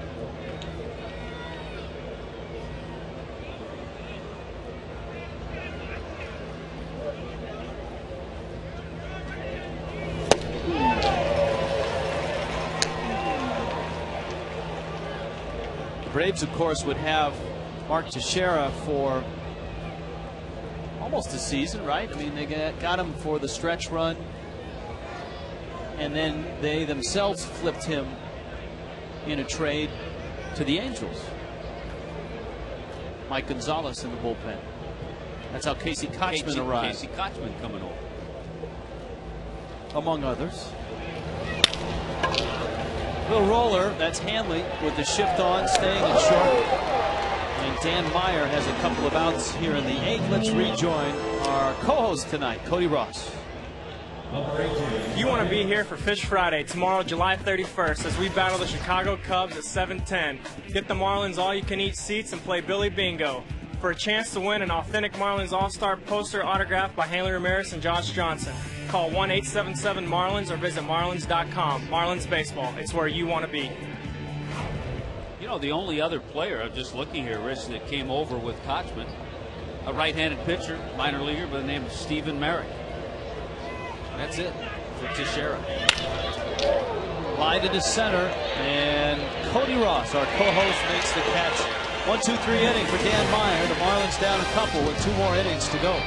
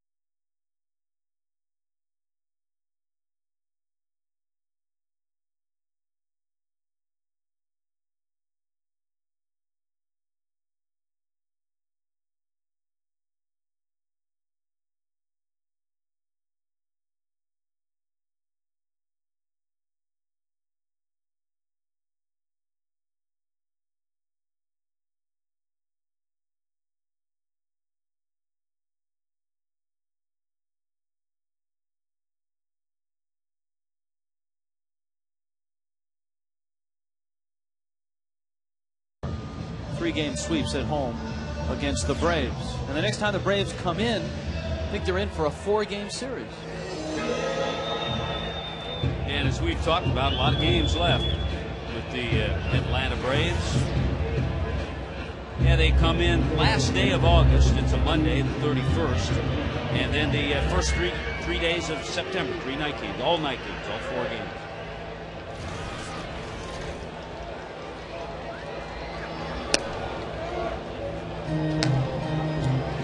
Vasquez misses outside to Cody Ross, who was 0 for 2. An impressive night. Gonzalez is loosening up in the Braves bullpen as Vasquez approaches 100 pitches. That number 99 that ends up fouling in the seats. Yeah, Cody looking for his first hit this series.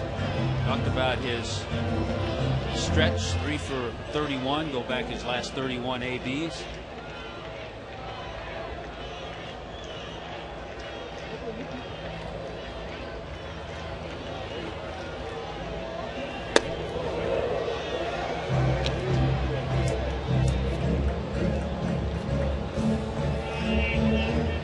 Two and one.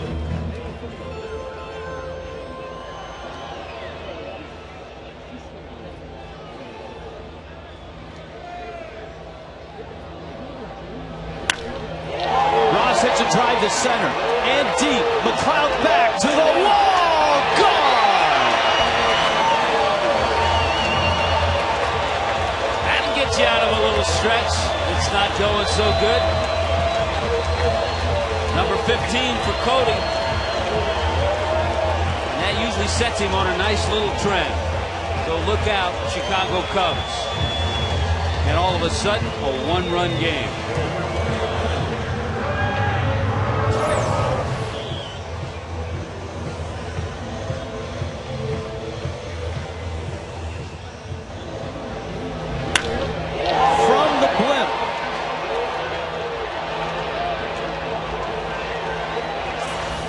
Marlins have spaced the home runs out in this series. Paulino drives that ball, hits it pretty well. McLeod on the run makes the catch. Paulino had a couple of hits against Vasquez, his first 2 ABs. And so there's 1 out. Cody, the 5th Marlin, the homer in this series, along with Ross Gload, Hanley, Dan Uggla, and Josh Johnson. Brett Carroll's going to come up. As Freddie looks down his bench, he's got to keep a couple things in mind. Number one, if he has to face Soriano in the 9th, it would be nice to have Ross Gload at his disposal. And if Gonzalez were to come in, he would like to have Wes Helms ready to go. So coming up now is Brett Carroll with 1 out. Yeah, these guys right in here. That's where the ammunition is. That's where the ammunition is, right there. There's Helms. And I'm sure Gload and Baker aren't far behind with bats.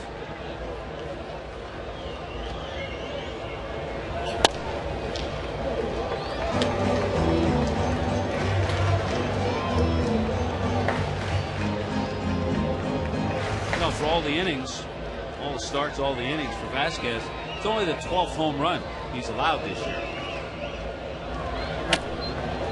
Carroll takes down low, and it's 2-0.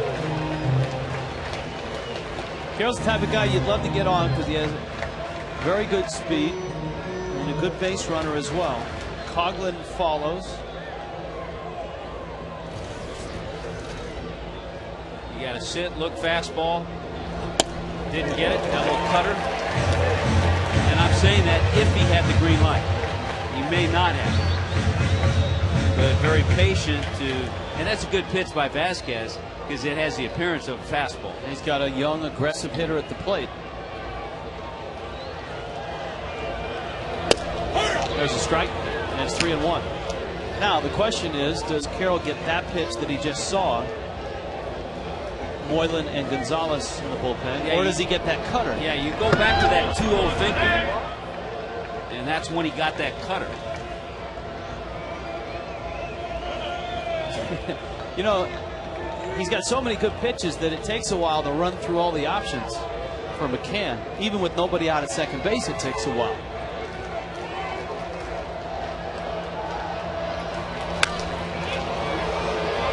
Got the slider or cutter, little breaking ball.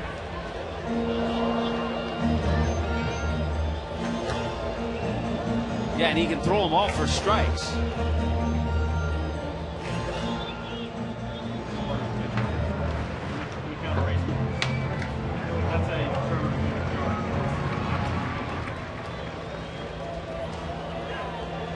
Now 3-2, you have to keep yourself alive for the fastball, though. Just got a piece, 94 miles an hour. So he's still got some good heat on his fastball. 108 pitches now for Vasquez. And we saw the Braves have a reliever of both varieties in the bullpen. Moylan the righty, Gonzalez the lefty. A Ross home run has made this a 1-run game. Carroll hangs in on a nasty curveball. Yeah, he's had a couple good swings. You always equate a good swing, well, he got a base hit. Well, he's had good swings on those last 2 pitches, 94-mile-an-hour fastball and a curveball just to stay alive.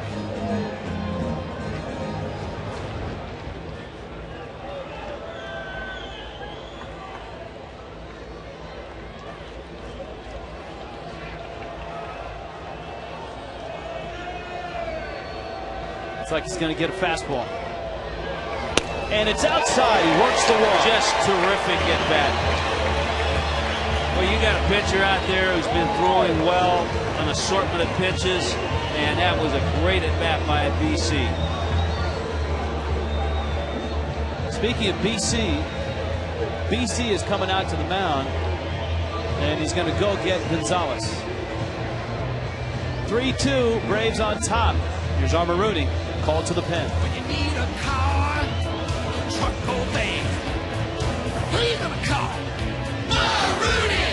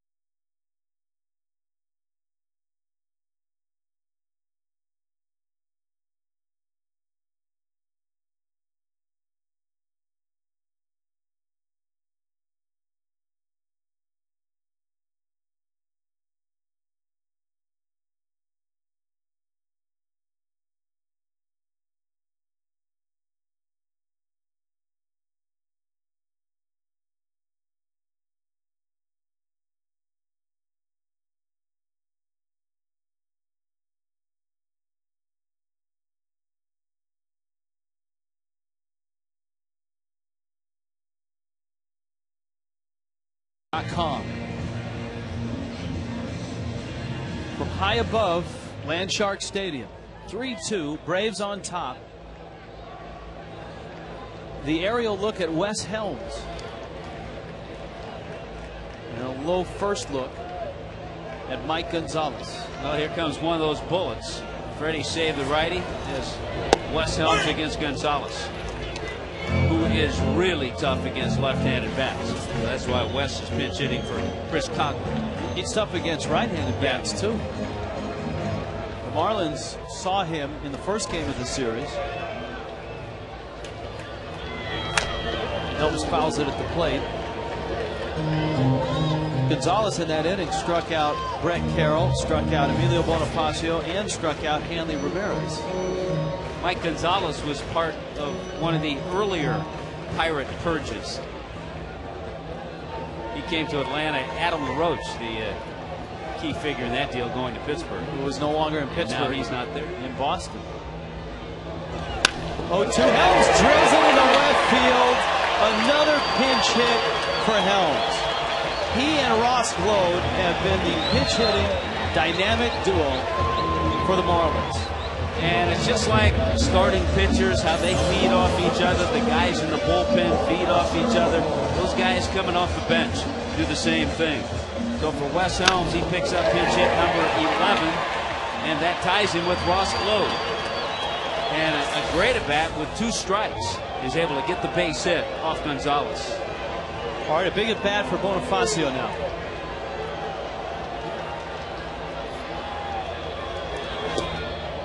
Runs up the bunt, takes inside. It's 1-0. That's Good not a speed. bad. Good speed at second base too. It's not a bad idea here, having Bonifacio try to bunt for a hit. Create a little something, and you have Hanley Ramirez on deck.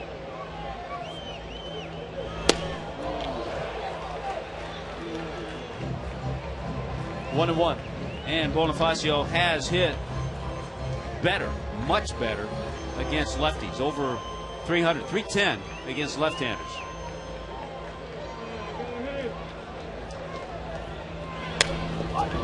Gonzalez is out in front, 1-2.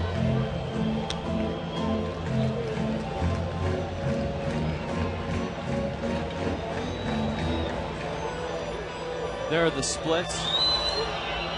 He's more likely to walk from the left side. Much more aggressive from this side. And so a real challenge for him now. He's behind in the count 1-2.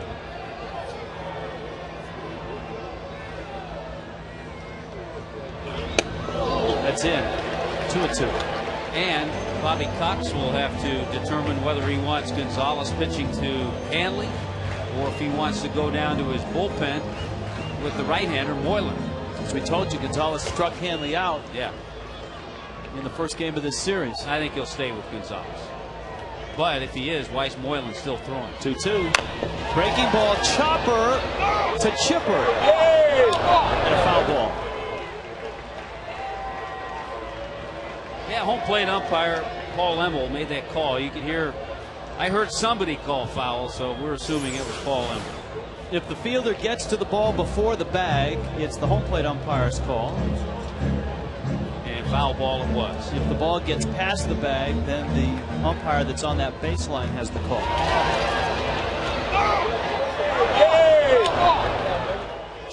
Chipper completing the play because you have to ask questions later.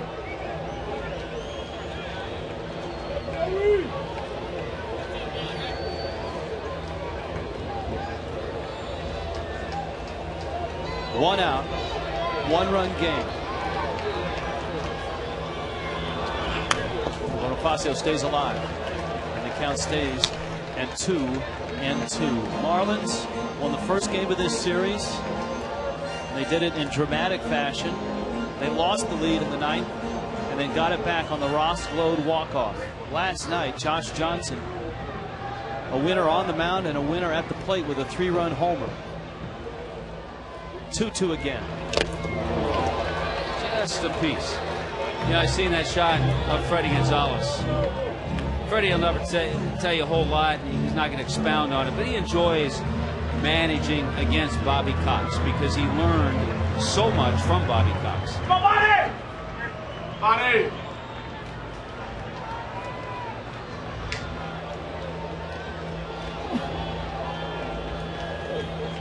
Another 2-2. In the dirt, and it kicks away. Helms and Carroll up 90 apiece. That was a big wild pitch last night in St. Louis by Jonathan Broxton that allowed the Cardinals to get the go-ahead run or the tying run to second base. So a wild pitch here is huge.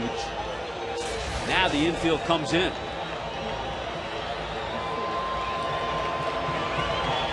Full count. One out. Struck him out. Bonifacio goes down swinging. Well, you were hoping for contact there. That's all you wanted, but it's tough with the count 2 strikes on him. And Gonzalez went with that good fastball. Bonifacio has punched out 84 times. They're not even going to give Hanley a chance. And Rich, that's way too many for a guy who still has not gotten his on-base percentage to 300. Now, you like to have speed at the top of the lineup, but the problem is when you get in situations like this where you're hitting in front of Hanley Ramirez, you got to be able to at least put the ball in play when the situation calls for it. That's one of the biggest differences in these two lineups. The Braves have a lot of contact guys. Even their producers are contact guys. Chipper Jones, Brian McCann. They don't strike out a lot.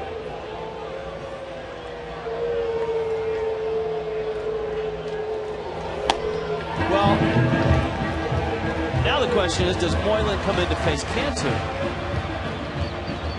No, I think it's all Gonzalez right here.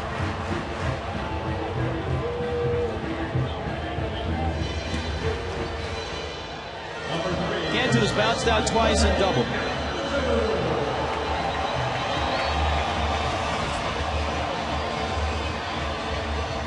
So many times this year, Jorge Cantu has produced big base hits. And he's hitting .306 against lefties.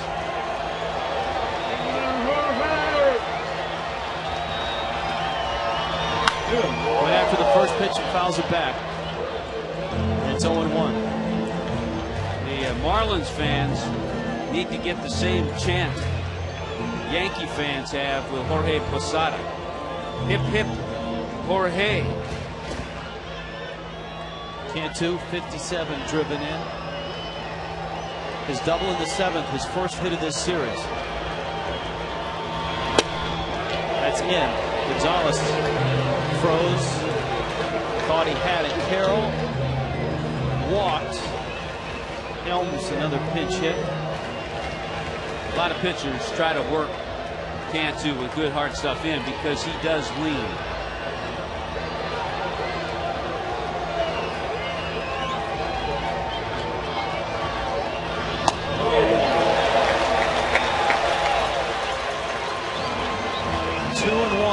One thing that's always been tantalizing about Mike Gonzalez, he has great stuff, but if you're on the other end, he can get wild. And so he has a little pressure on him, having walked Hanley to load the bases. No place to put Cantu. Into a chopper towards third. Chipper won't get it. This game is tied.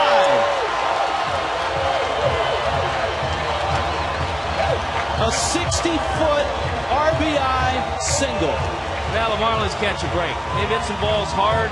They've seen McLeod drop one in off the end of the bat, and all of a sudden on a swinging bunt with Chipper Jones way back. And he knows this ball's going to stay fair because it's about 3 or 4 feet on the grass. So Jorge Cantu ties it, and we're back to square one.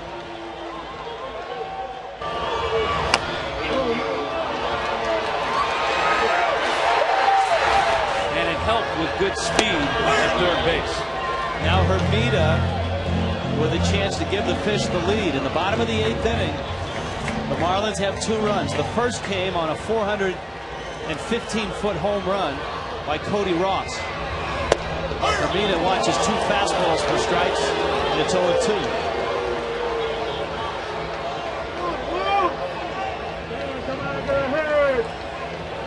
Good speed at second with Hamlin. Gonzalez goes out of the zone. It's 1-2.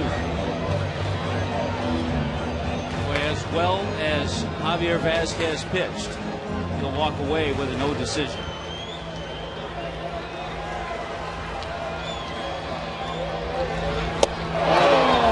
Struck him out, but the Marlins come back. Cody Ross homers. Cantu's dribbler ties it, and it's a new ball game into the 9th.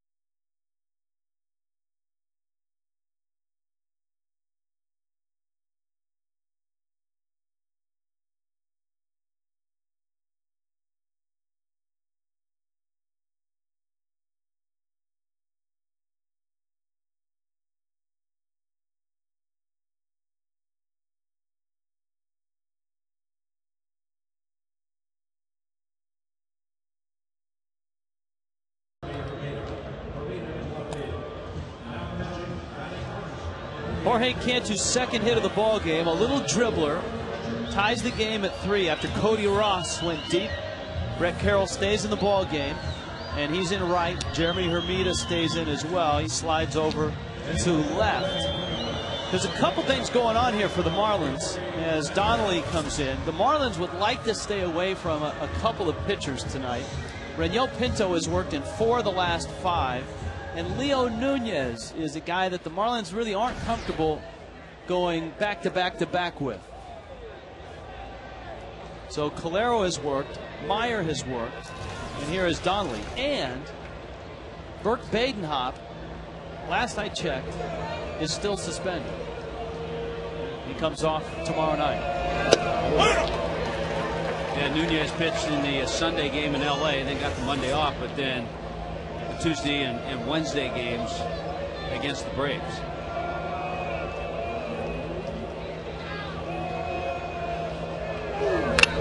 Hernandez fouls it back.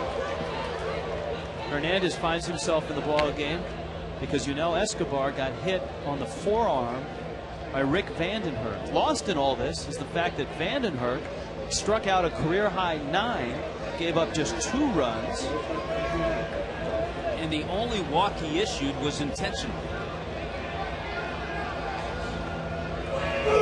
0-2, struck him out. And we check in with Craig. Hey, great moment here during the game with Bob Raymer, longtime season ticket holder since 1995. You got a chance to go on the field during the game. It's great. It's a real honor to tear down that number, and I can't wait for the new stadium to open up. Number 192. Now, you made sure you only pulled down 1, right? Yeah, my buddy Jack McKeon pulled down 2. He warned me about that the other night, so I made sure to only pull down 1. Well, Bob, it's an honor. You're the first fan to get a chance to do something like that. It really is an honor. I've been to I counted it up before the game today, over 1,000 games I've been at Dolphin Pro Player, Landshark Stadium, and I'm looking forward to going down to Miami. No rain delays. I'm looking forward to it. All right, been a great Marlin fan, and congratulations, Bob. Thank you. Thank you very much. Bob Raymer.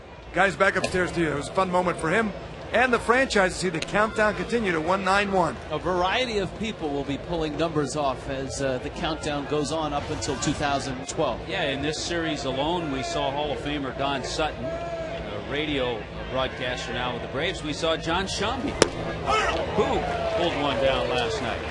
He does Atlanta Braves TV. So as the season goes on next year, many will get that opportunity. And what a terrific guy Bob Raymer is. We see Bob up in spring training at Jupiter. Ground ball up the middle. That's a base hit. So Donnelly gives up a single to Casey Kochman. We see Bob at all the fantasy auction events. Terrific fan. Here is Diaz, who is 0 for 3. 3-3 in the 9th. Actually, I see Bob everywhere except on the golf course. I think he's avoiding me. Did you take his money last time or something? No.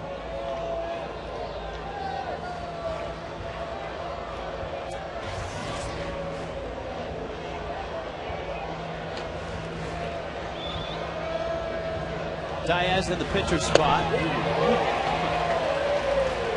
Donnelly is like, he is one of the tougher deliveries to pick up. Herky-jerky, max effort. And a quick motion, too. There's nothing slow about it. It's knees up, shoulder back, and here it comes. Yeah, it's like once he decides to go toward the plate, he's there in a hurry. Yeah. He's not like many of the Asian pitchers that, kind of kick the leg up, hesitate. No hesitation in his vocabulary. He's kind of old school with that delivery. No Dan Heron hesitation in him.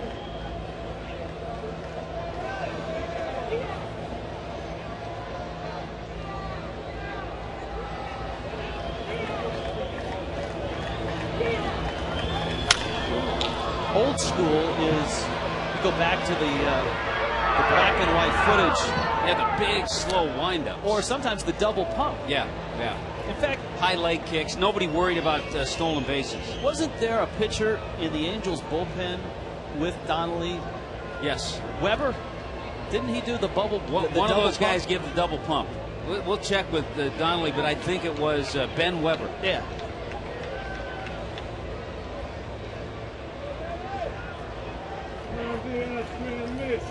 Paulino wants a changeup.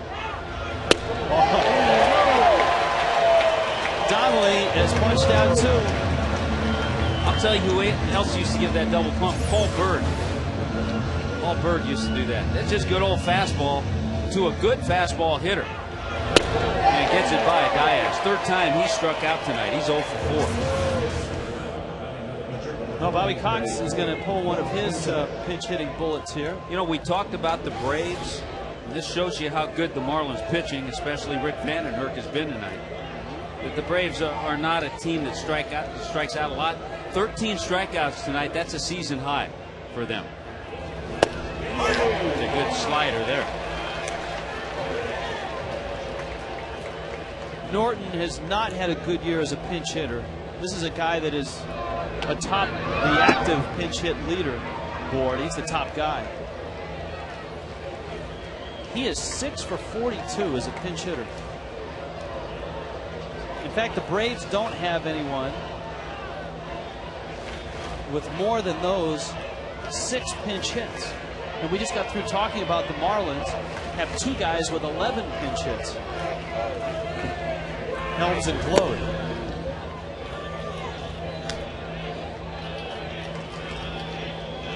There it is, active leaders. And that's how good he's been. Got to think Helms in a couple years' time will be up in the 90s.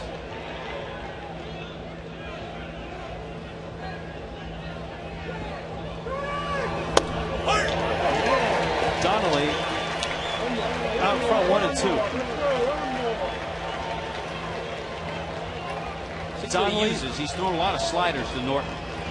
Donnelly, Luis Ayala, Kiko Calero, Dan Meyer, all are having outstanding years in the Marlins bullpen.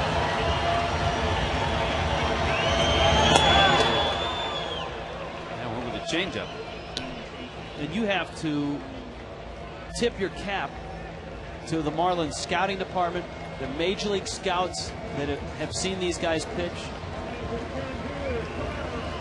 guys that recommended. All 4 of those guys.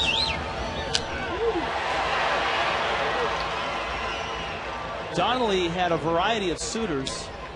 Remember, spring training with the Rangers, then ended up with Houston, and he was at AAA with Houston as an insurance policy. The guys that the Astros were going to bring him up to replace actually started to pitch well, and so Donnelly, in his contract, became a free agent.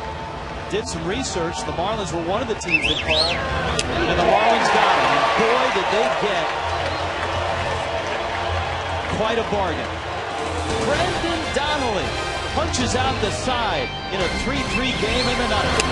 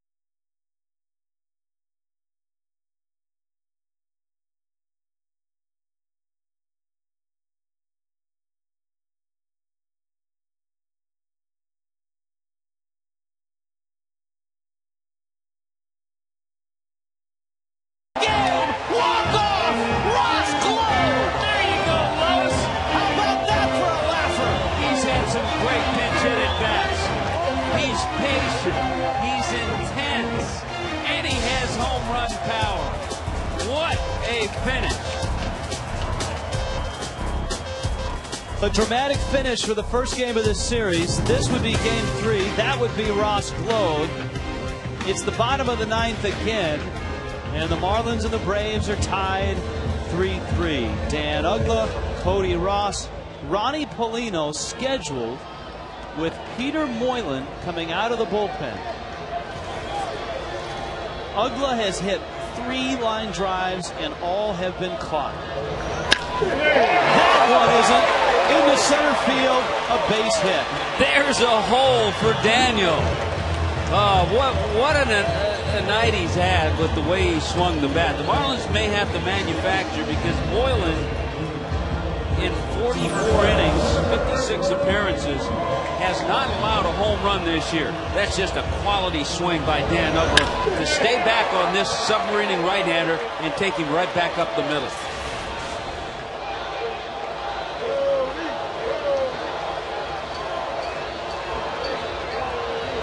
Here's Ross, homered his last AB. Tries to bunt and misses. And it's 0-1.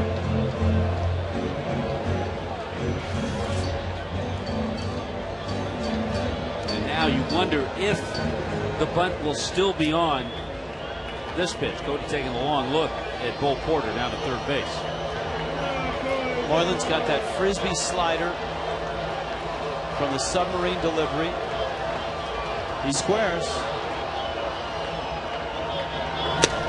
And Moylan bends it outside. I think sometimes in this case, in this situation, you can square too soon, because it's not a given that he's going to bunt. And as soon as he squares, as soon as he does, that allows Chipper Jones and Kotzman to get a good jump toward the plate. And Cody hasn't had a sacrifice since June of 2006. Here come the corners, and Ross fouls it at the plate.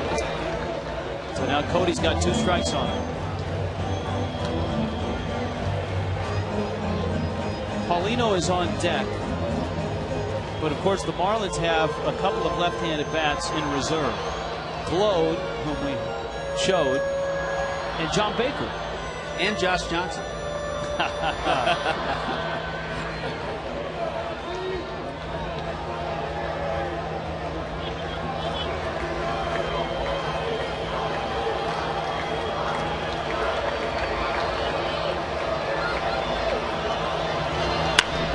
Little dribbler out there, not there.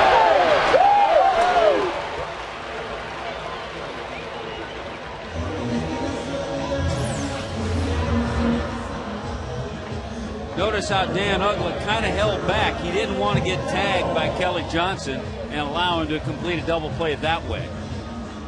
And by doing that, slowed up the process, kind of broke up the timing, and Cody Ross was able to beat it.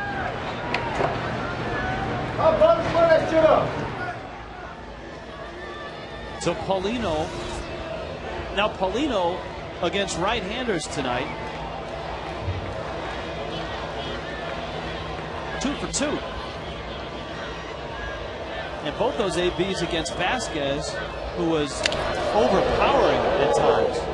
And his last at bat hit a ball well in center field. There's the split, righties and lefties.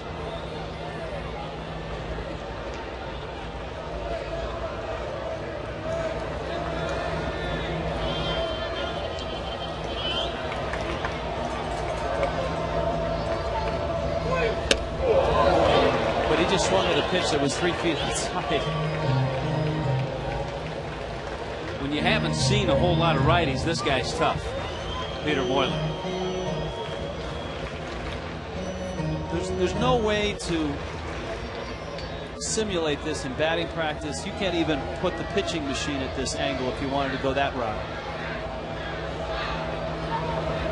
Yeah, if you tried to simulate this in BP, batting practice pitcher would hit his arm on the protective screen.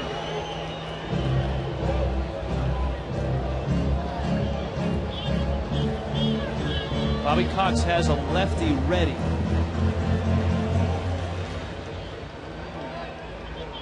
I'll say one thing, Cody's trying to get as good a lead as he can.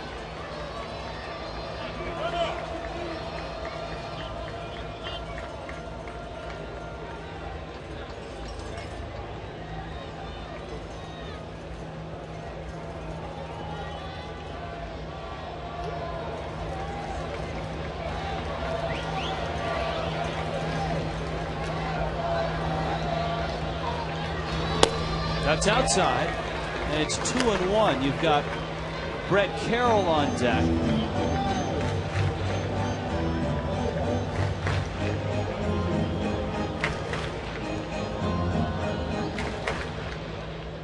So the pitcher spot is 2 spots away here.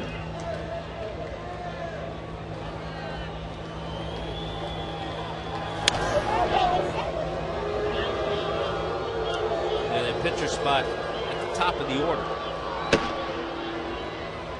Acosta now joins the lefty O'Flaherty. So once again, Bobby Cox has a righty and a lefty getting ready.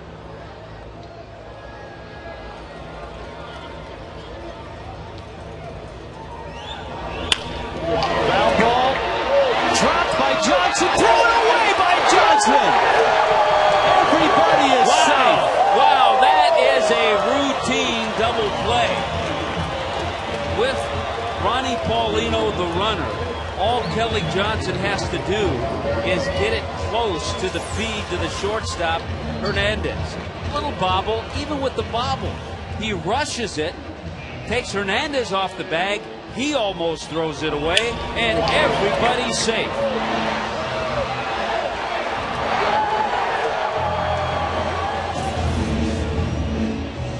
Well, the wheels are really turning here for both Bobby Cox and for Freddie. So an error charged to Kelly Johnson, the second baseman.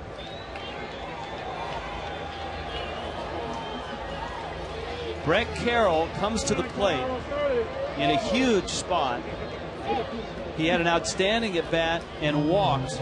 He was the last man that Vasquez faced in the 8th.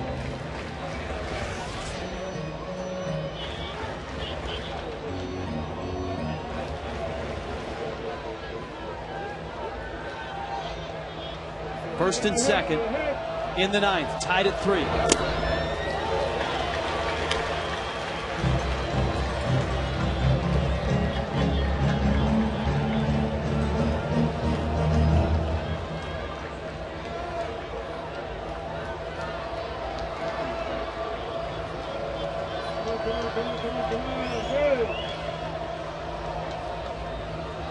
Coming. I just looked up and I'm surprised to see how deep Garrett Anderson is playing at left.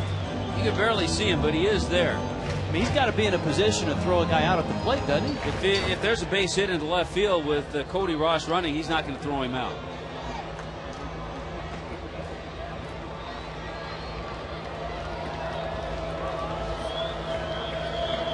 One.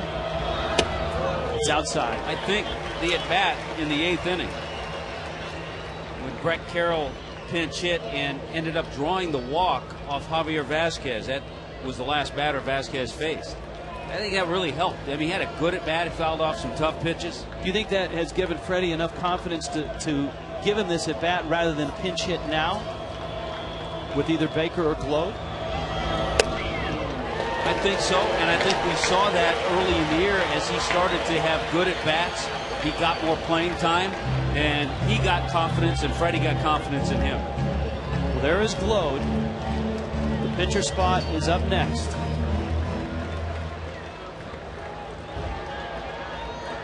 Ross at second, Paulino at first. Game in the balance in the bottom of the 9th.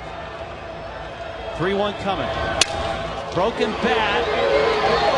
Out there, and the Braves turn 2 and get out of trouble and get into the 10th.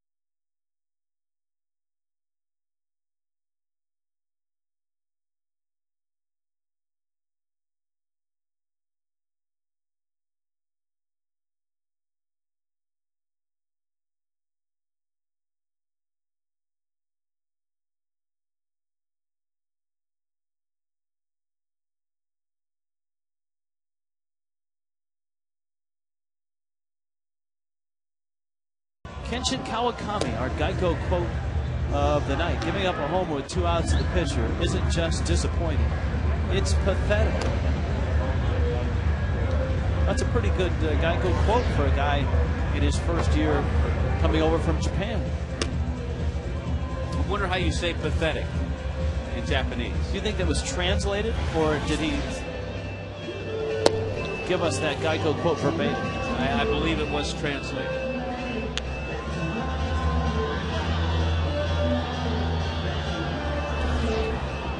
The 2 arms that the Marlins want to stay away from are Leo Nunez and Reniel Pinto. And so Ayala will try to set down the Braves in the 10th. Top of the order. Well, and after Ayala, Ryan Sanchez is available. But then Pinto and Nunez.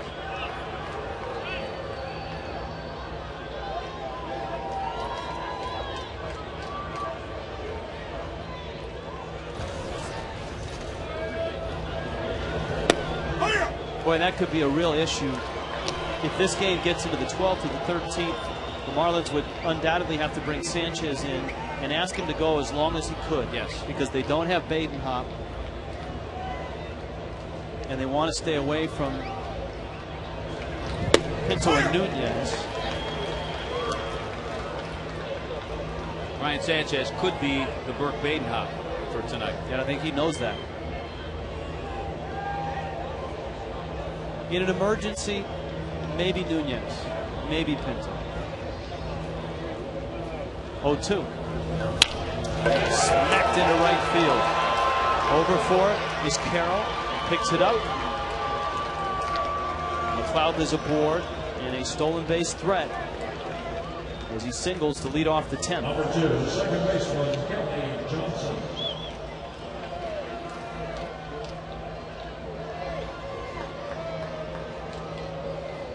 The ray of good news, the Marlins do have an off day Monday as they travel to Washington.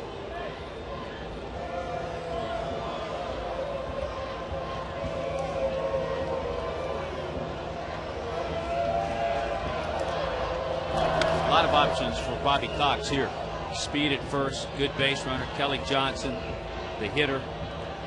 Not many options on his bench, though. Remember, Escobar is out. He got hit by a pitch in the left. We saw Prado go down during batting practice. We don't know his status. He's already used Hernandez and Norton. And we thought Ryan Church would start this game. Left-handed hitter against Vanderbilt. He did not. He was in the initial line. Right. So there's an issue there. There's something wrong there. I think he's okay, but he wasn't well enough to start the game. Good bunt. Better get over there. He's out. Yeah, he's quick up that line, and you're right. Jorge Cantu knew that. He got over there quickly.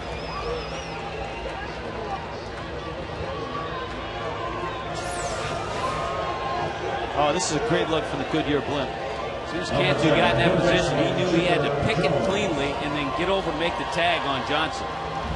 He could fly up the line.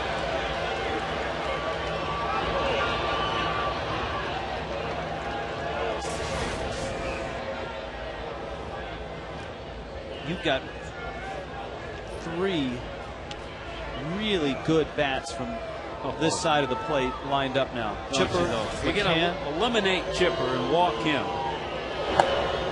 But then you have to deal with McCann and Garrett Anderson.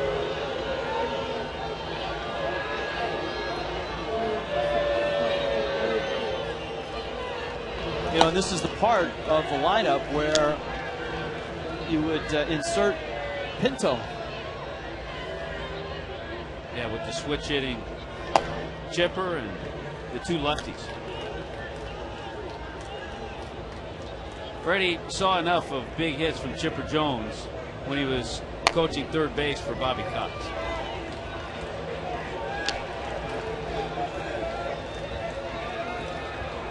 Right now they're discussing what do you do at the infield, because first and second, the McCann shift normally brings everybody over on that right side, but you can't do it first and second.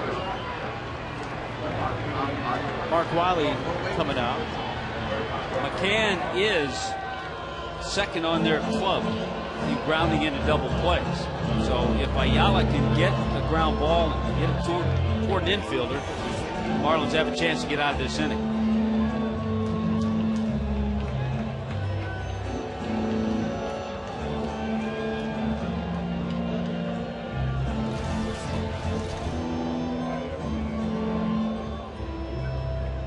Three tonight.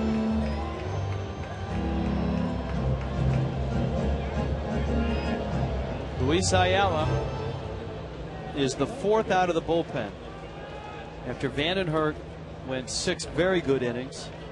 Calero, Meyer, and Donnelly each worked an inning. Calero gave up a run. Meyer and Donnelly did not.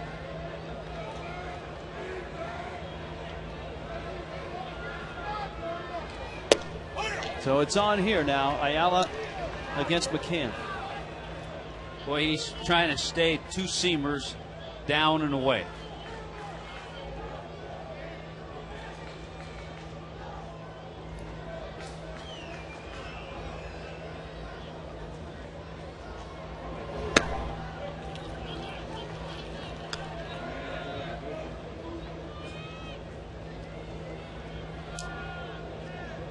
McCann's bat coming to life in this game.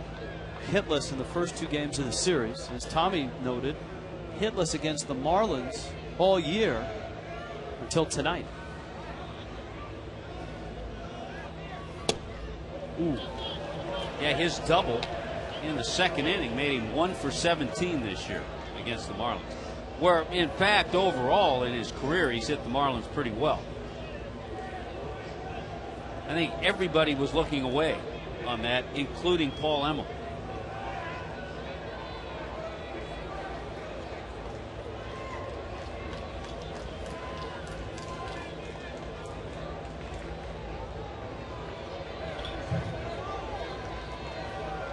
Two and one to a real good hitter.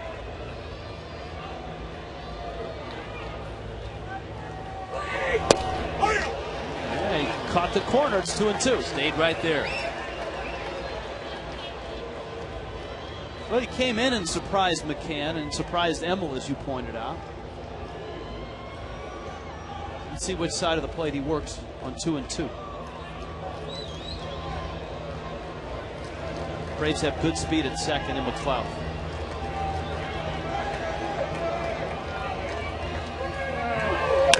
Came in, and it's driven to right and driven deep. Back goes Carroll to the wall. It's gone. And McCann, a 3-run homer. Boy, he came in, gave him something to drive. I was really looking for another 2-seamer away, but that's not the pitch Ayala threw, and it was right in the wheelhouse. What a night for McCann. 2 doubles, and now a 3-run homer. Looked like a slider. Down and in, right in his wheelhouse. I think if Ayala thought that over again, he would have stayed with the 2-seamer. So it's 6-3, and here's Anderson, and there's still 1 out. Well, the Marlins had the dramatic home runs in the first 2 games of this series. The walk-off by Glode on Tuesday. Hanley, Ugla, and JJ yesterday. Anderson tattoos one to center. Back goes Ross, reaches, drops it. Pops out of his glove. And Anderson cruises in to second base.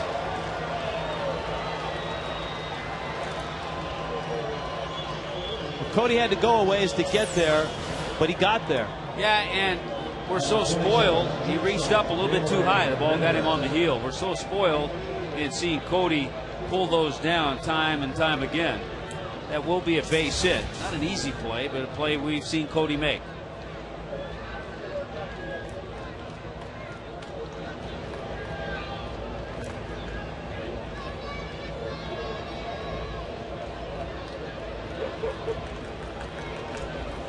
Anderson now has 6 hits in the series. Here's Hernandez.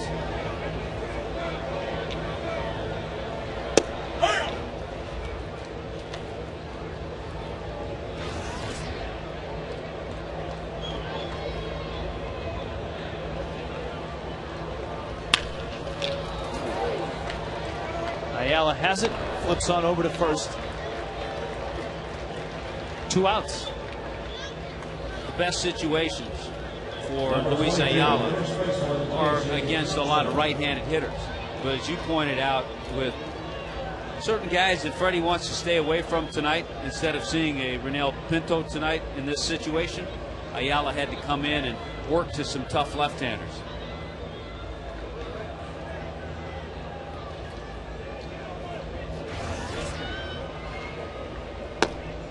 They're going to walk Kochman, pitch to Diaz, and of course that activates Soriano,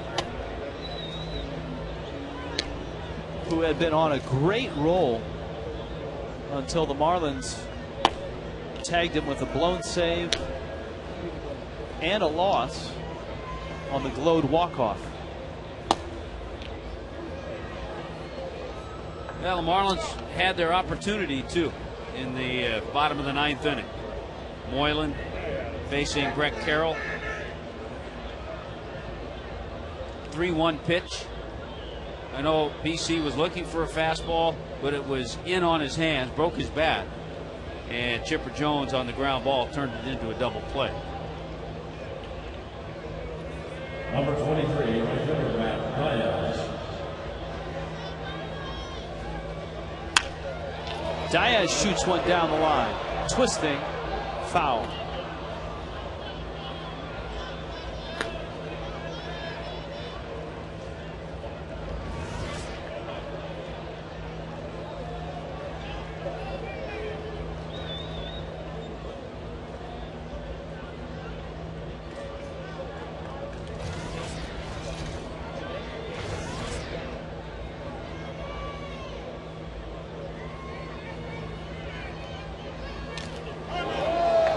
Comes up and hits Diaz.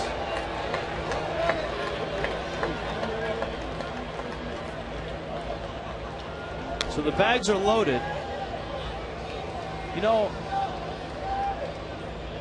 out pops Peter Moylan.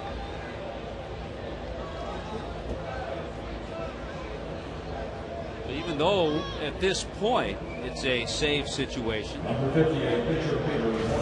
Bobby Cox wants to stay with his submarining right-hander. Or Ryan Church is really hurt, and he was just out on deck for show. And he doesn't want to use his backup catcher, David Ross, and you talked about Martin Prado.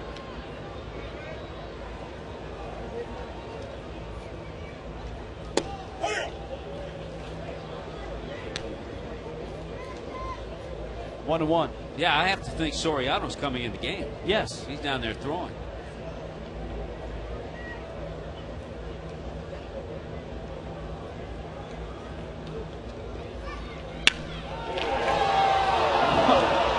That's just foul.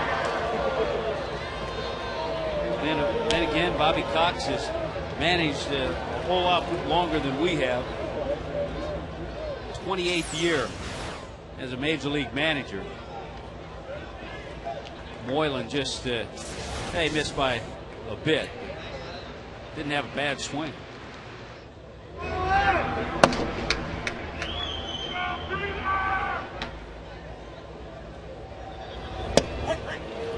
Struck him out, but the Braves get a big 3-run homer from their catcher, Brian McCann, and take a 6-3 lead.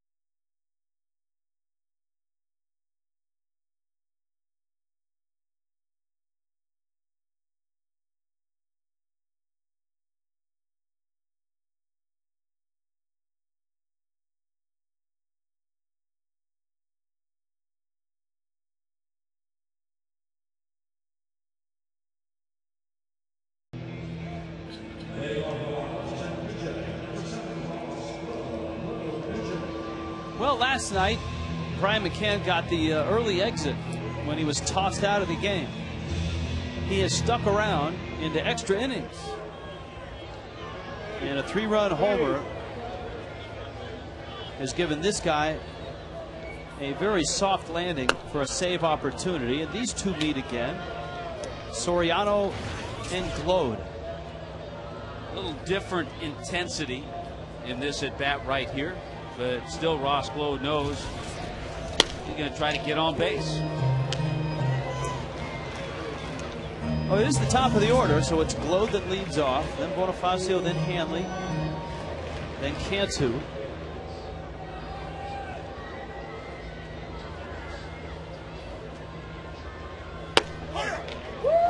Soriano smooth and easy at 93. We should all be so lucky.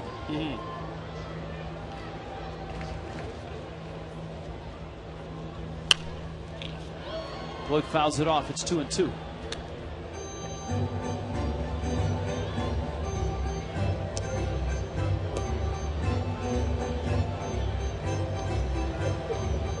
Neither Javier Vasquez or Rick Vandenhert figure in this decision.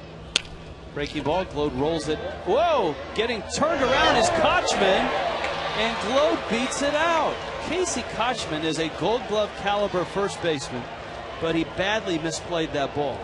Yeah, you have to know where your second baseman is, but you also have to get a little help from your second baseman yelling, "I've got it." But in case Kochman gets out of position, how about Ross Glode now is 4 for 4 in his career against Soriano. And Soriano made a good pitch, had him fooled. Well, Soriano's culpable as well. He didn't get over to cover. And once again, pinch hits add up. Number 12 on the year for Ross Glode. Marlins have 2 more pinch hits tonight.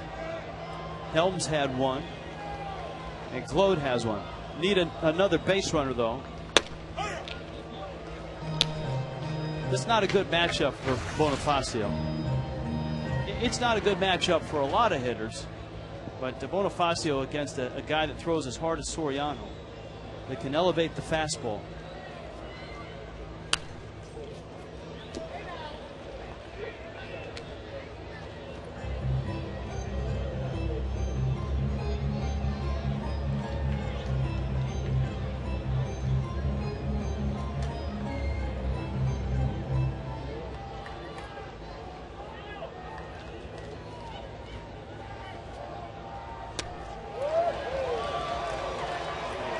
Down he goes. When you think about some of the stuff the Marlins will face starting tonight with the stuff that Javier Vasquez had, and he pitched well. Tomorrow they get Rich Hart. He's got some of the best stuff in the game. And then Saturday, Carlos Zambrano. Bolstad against Harden tomorrow. Hanley is 0 for 3.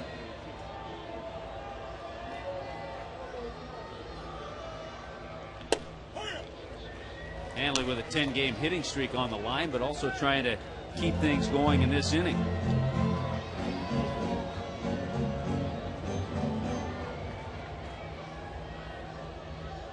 Cantu.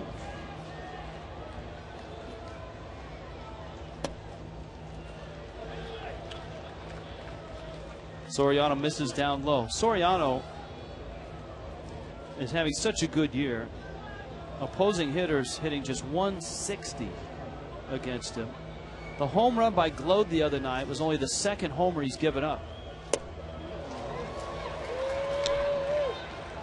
So the Braves have an outstanding rotation.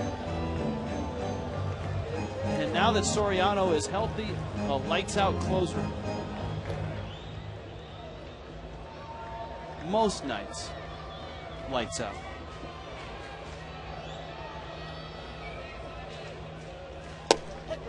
Struck him out. Hanley knew it. Tough night for Hanley. They'll have to regroup and get him tomorrow night.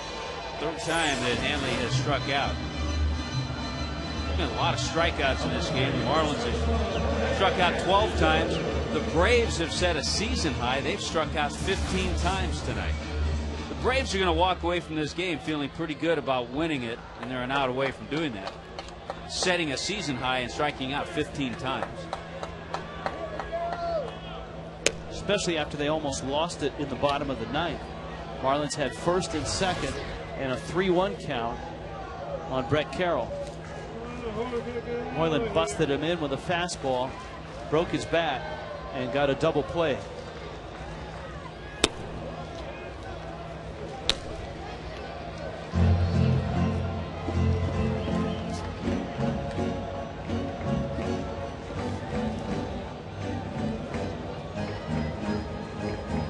There are some closers that are hyper, and there are others that look like it's a walk in the park, and Soriano qualifies for the latter.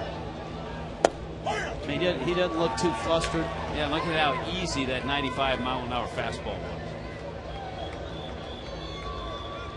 You think about when we were in Boston, the whole routine of Jonathan Papelbon, the intensity that he's got coming out. Cantu breaks his bat, and it's 2-2.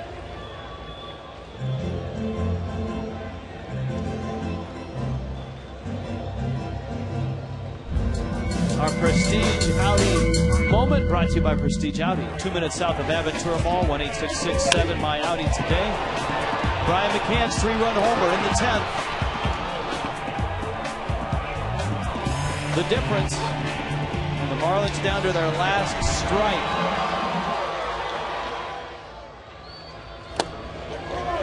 Struck him out. Cantu goes down. Soriano closes. The Braves salvage a game of this 3-game series, and the Marlins go down